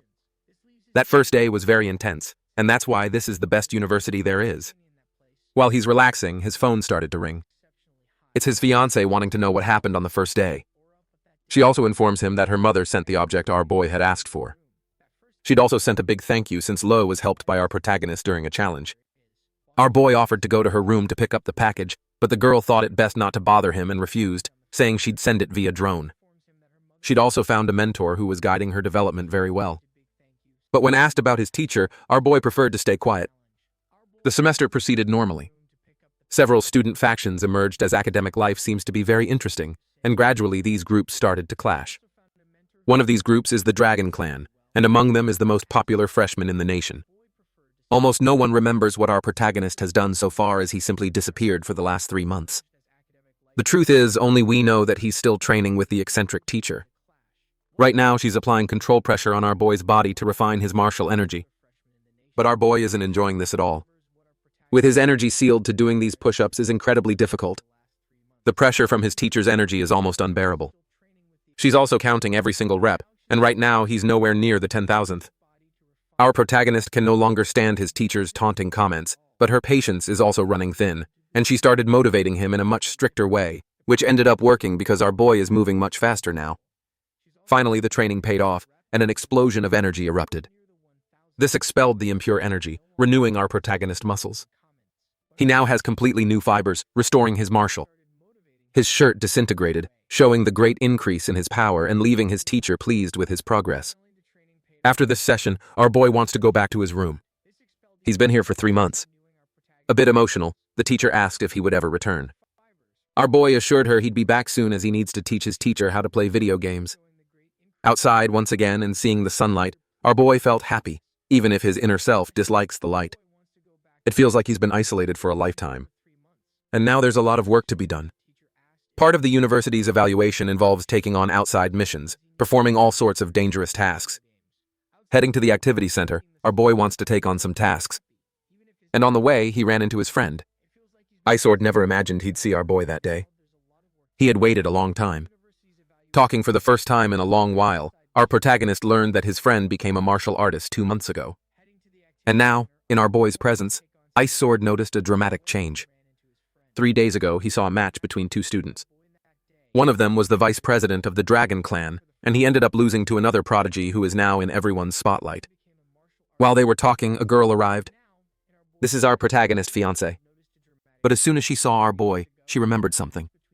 She had received some rather embarrassing advice from her mother. She tried to approach him for a more affectionate greeting, but she got shy and couldn't do it. The boy found it strange that she didn't even say hello, which ended up upsetting his fiancé. Now that everyone is inside the building, they can look at the available missions. The girl and Isorn have already completed 3 more missions than required. They're only here to help our protagonist. The boy has already chosen 3 interesting tasks. They all involve dealing with dangerous individuals or wild creatures. Liu said that some of those missions require several people, but our protagonist has a privilege card given to him by his teacher. She assured him that few students are stronger than him right now, including the upperclassmen. His friends want to know how he got a privilege card, but our protagonist is hesitant to tell the truth. He knows that risk and reward go hand in hand. The first task is to locate a fugitive, the second to assist in an investigation, and for the third, they'll be in charge of everything. But none of this scares our protagonist. It's time for action. The secretary thought their choice was absurd, as a group of second-year students faced great difficulty on the same mission. Our protagonist showed her his privilege card, but the secretary didn't believe it. She had to call the director to confirm it. After the information was validated, she wished everyone involved good luck. Outside, our protagonist told his friends to get their gear ready as he has something to do now. He went straight to the mechanics college. There's a dean there who made a custom weapon for our boy. One of the rewards he received from the challenge. It's finally time for him to use his new special sword. That really is a very interesting sword. And after making a few swings with it, our boy was very pleased with what he had received. Every strike from that sword is simply decisive. Even though it was made to his measurements from 3 months ago, it adapts perfectly to his martial artist body. The professor's work was truly incredible. Now, our protagonist and his team are outside to carry out this investigation. They are using the identities of normal students. Our protagonist's vitality sensor has been enhanced. He can feel anything. An ice sword said they should head to the dormitory reserved for them. At that very moment, an old man offered them a ride. This got our protagonist excited. The mission is finally starting now that they're all in the old man's cart. They had to listen to him ask several questions. He was surprised to find out they were students from that place as he doesn't know their families. Our boy said his grandfather passed away a long time ago. Luckily for him, this identity actually exists. Everything was well planned. The old man is thrilled that these kids still remember their roots. He finally dropped the youths off where they'll be staying. As he left, he mentioned a big event happening in the city in 2 days and recommended the kids go, saying they would enjoy it. Upon entering the property, they realized the house had been abandoned for several years. But cleaning is our boy's specialty. Gathering power in one of his feet, he stomped on the ground with force. His energy is clearing out all the weeds and insects. Now they can leave their luggage without worry. An ice sword will set up security cameras. Lou, upon entering one of the rooms, called out to our protagonist. She seems to have found something interesting. There's an altar in the house, but they can't tell what it's for, as it wasn't originally there. Our boy noticed this by observing the unworn wood, not to mention the altar was clean. Ice Sword has already drawn his weapon, guessing someone might have entered this place, and is ready to deal with any intruders. Liu said he shouldn't be careless. It's important to search everywhere, and she noticed that our protagonist was already prepared for a confrontation. After a deep sigh, she realized she was the only one willing to think things through here. It was time to see what was under that mask. The girl moved her hand toward the cloth that hid it. Our protagonist sensed something was wrong there and stopped her from doing it. This only confirmed Ice Sword's suspicions, who was already prepared to face his enemies, unleashing a powerful strike against the shrine. The result was inexplicable to all of them. The statue that was there began to release a very strange liquid. Our protagonist, watching this, became worried, and he summoned the creature that lives within his heart. The creature placed its hands in that strange liquid, which now seems to be behaving like a hostile creature. Faced with this, our protagonist ordered his friend to trap the creature. Liu, who watched everything up close, is completely terrified as she has no idea what this could be. Our protagonist touched her shoulders with his energy. This freed her from the creature's psychic influence, allowing her to return to normal. The girl felt the wave of terror disappear and her body felt fine. Now remains to be seen what that was. Our protagonist was filled with great enthusiasm. He asked his friends to stay at the house as he was going out to investigate. Elsewhere in that city, there is a temple, and the old man who gave our boys a ride is there to deliver a message. The monk greeted him, saying his boss was waiting inside. The old messenger is now being led by the monk. They came upon a large gate. The monk announced that the messenger has news to report. Meanwhile, they wait for the gate to open, and gradually a sinister presence is noticed by everyone. Inside is an imposing figure who wants to know what the old man has to say. Completely taking control of the monk's body, a powerful entity appeared. This made the old man fall to his knees, thinking an immortal being was among them. But at that very moment, a swift attack shot across the hall. It's our protagonist arriving for the showdown and quickly neutralizing the opponent. The scene was chaotic, but he managed to preserve his clothes thanks to his protective field. The old man quickly realized that our protagonist was the young man he had helped. The statues in that place began to move as well. They are all armed with very sharp swords, which surprised our protagonist. Those large weapons are coming towards him, ready to attack, but the blow was completely stopped by the inner creature that protects him, leaving the statues completely terrified. They try to use their hands to attack our boy, who waits patiently for all of them to approach, touching a ring on his hand because it's time to take the action to another level. With that, our protagonist summoned his powerful new sword. With it in his hands, the upcoming scenes were sure to be dynamic. Our hero swung his sword in a wide arc. With that one move, he disabled a large number of the statues.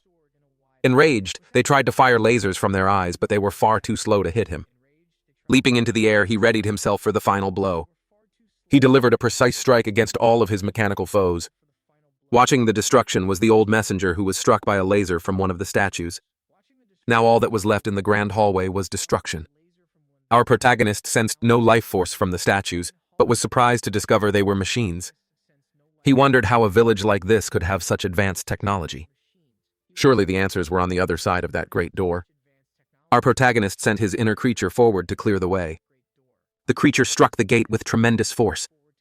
When the first blow wasn't enough, it continued its assault until the door finally shattered, clearing a path for our protagonist to enter. He was stunned by the secret chamber. There was an entire complex of rooms underground, and in the first hall, a large Buddhist statue. Our protagonist wondered aloud if his host would keep hiding. Just then, faint footsteps could be heard. A monk appeared before him. He said his religion was peaceful and asked why his temple was being invaded.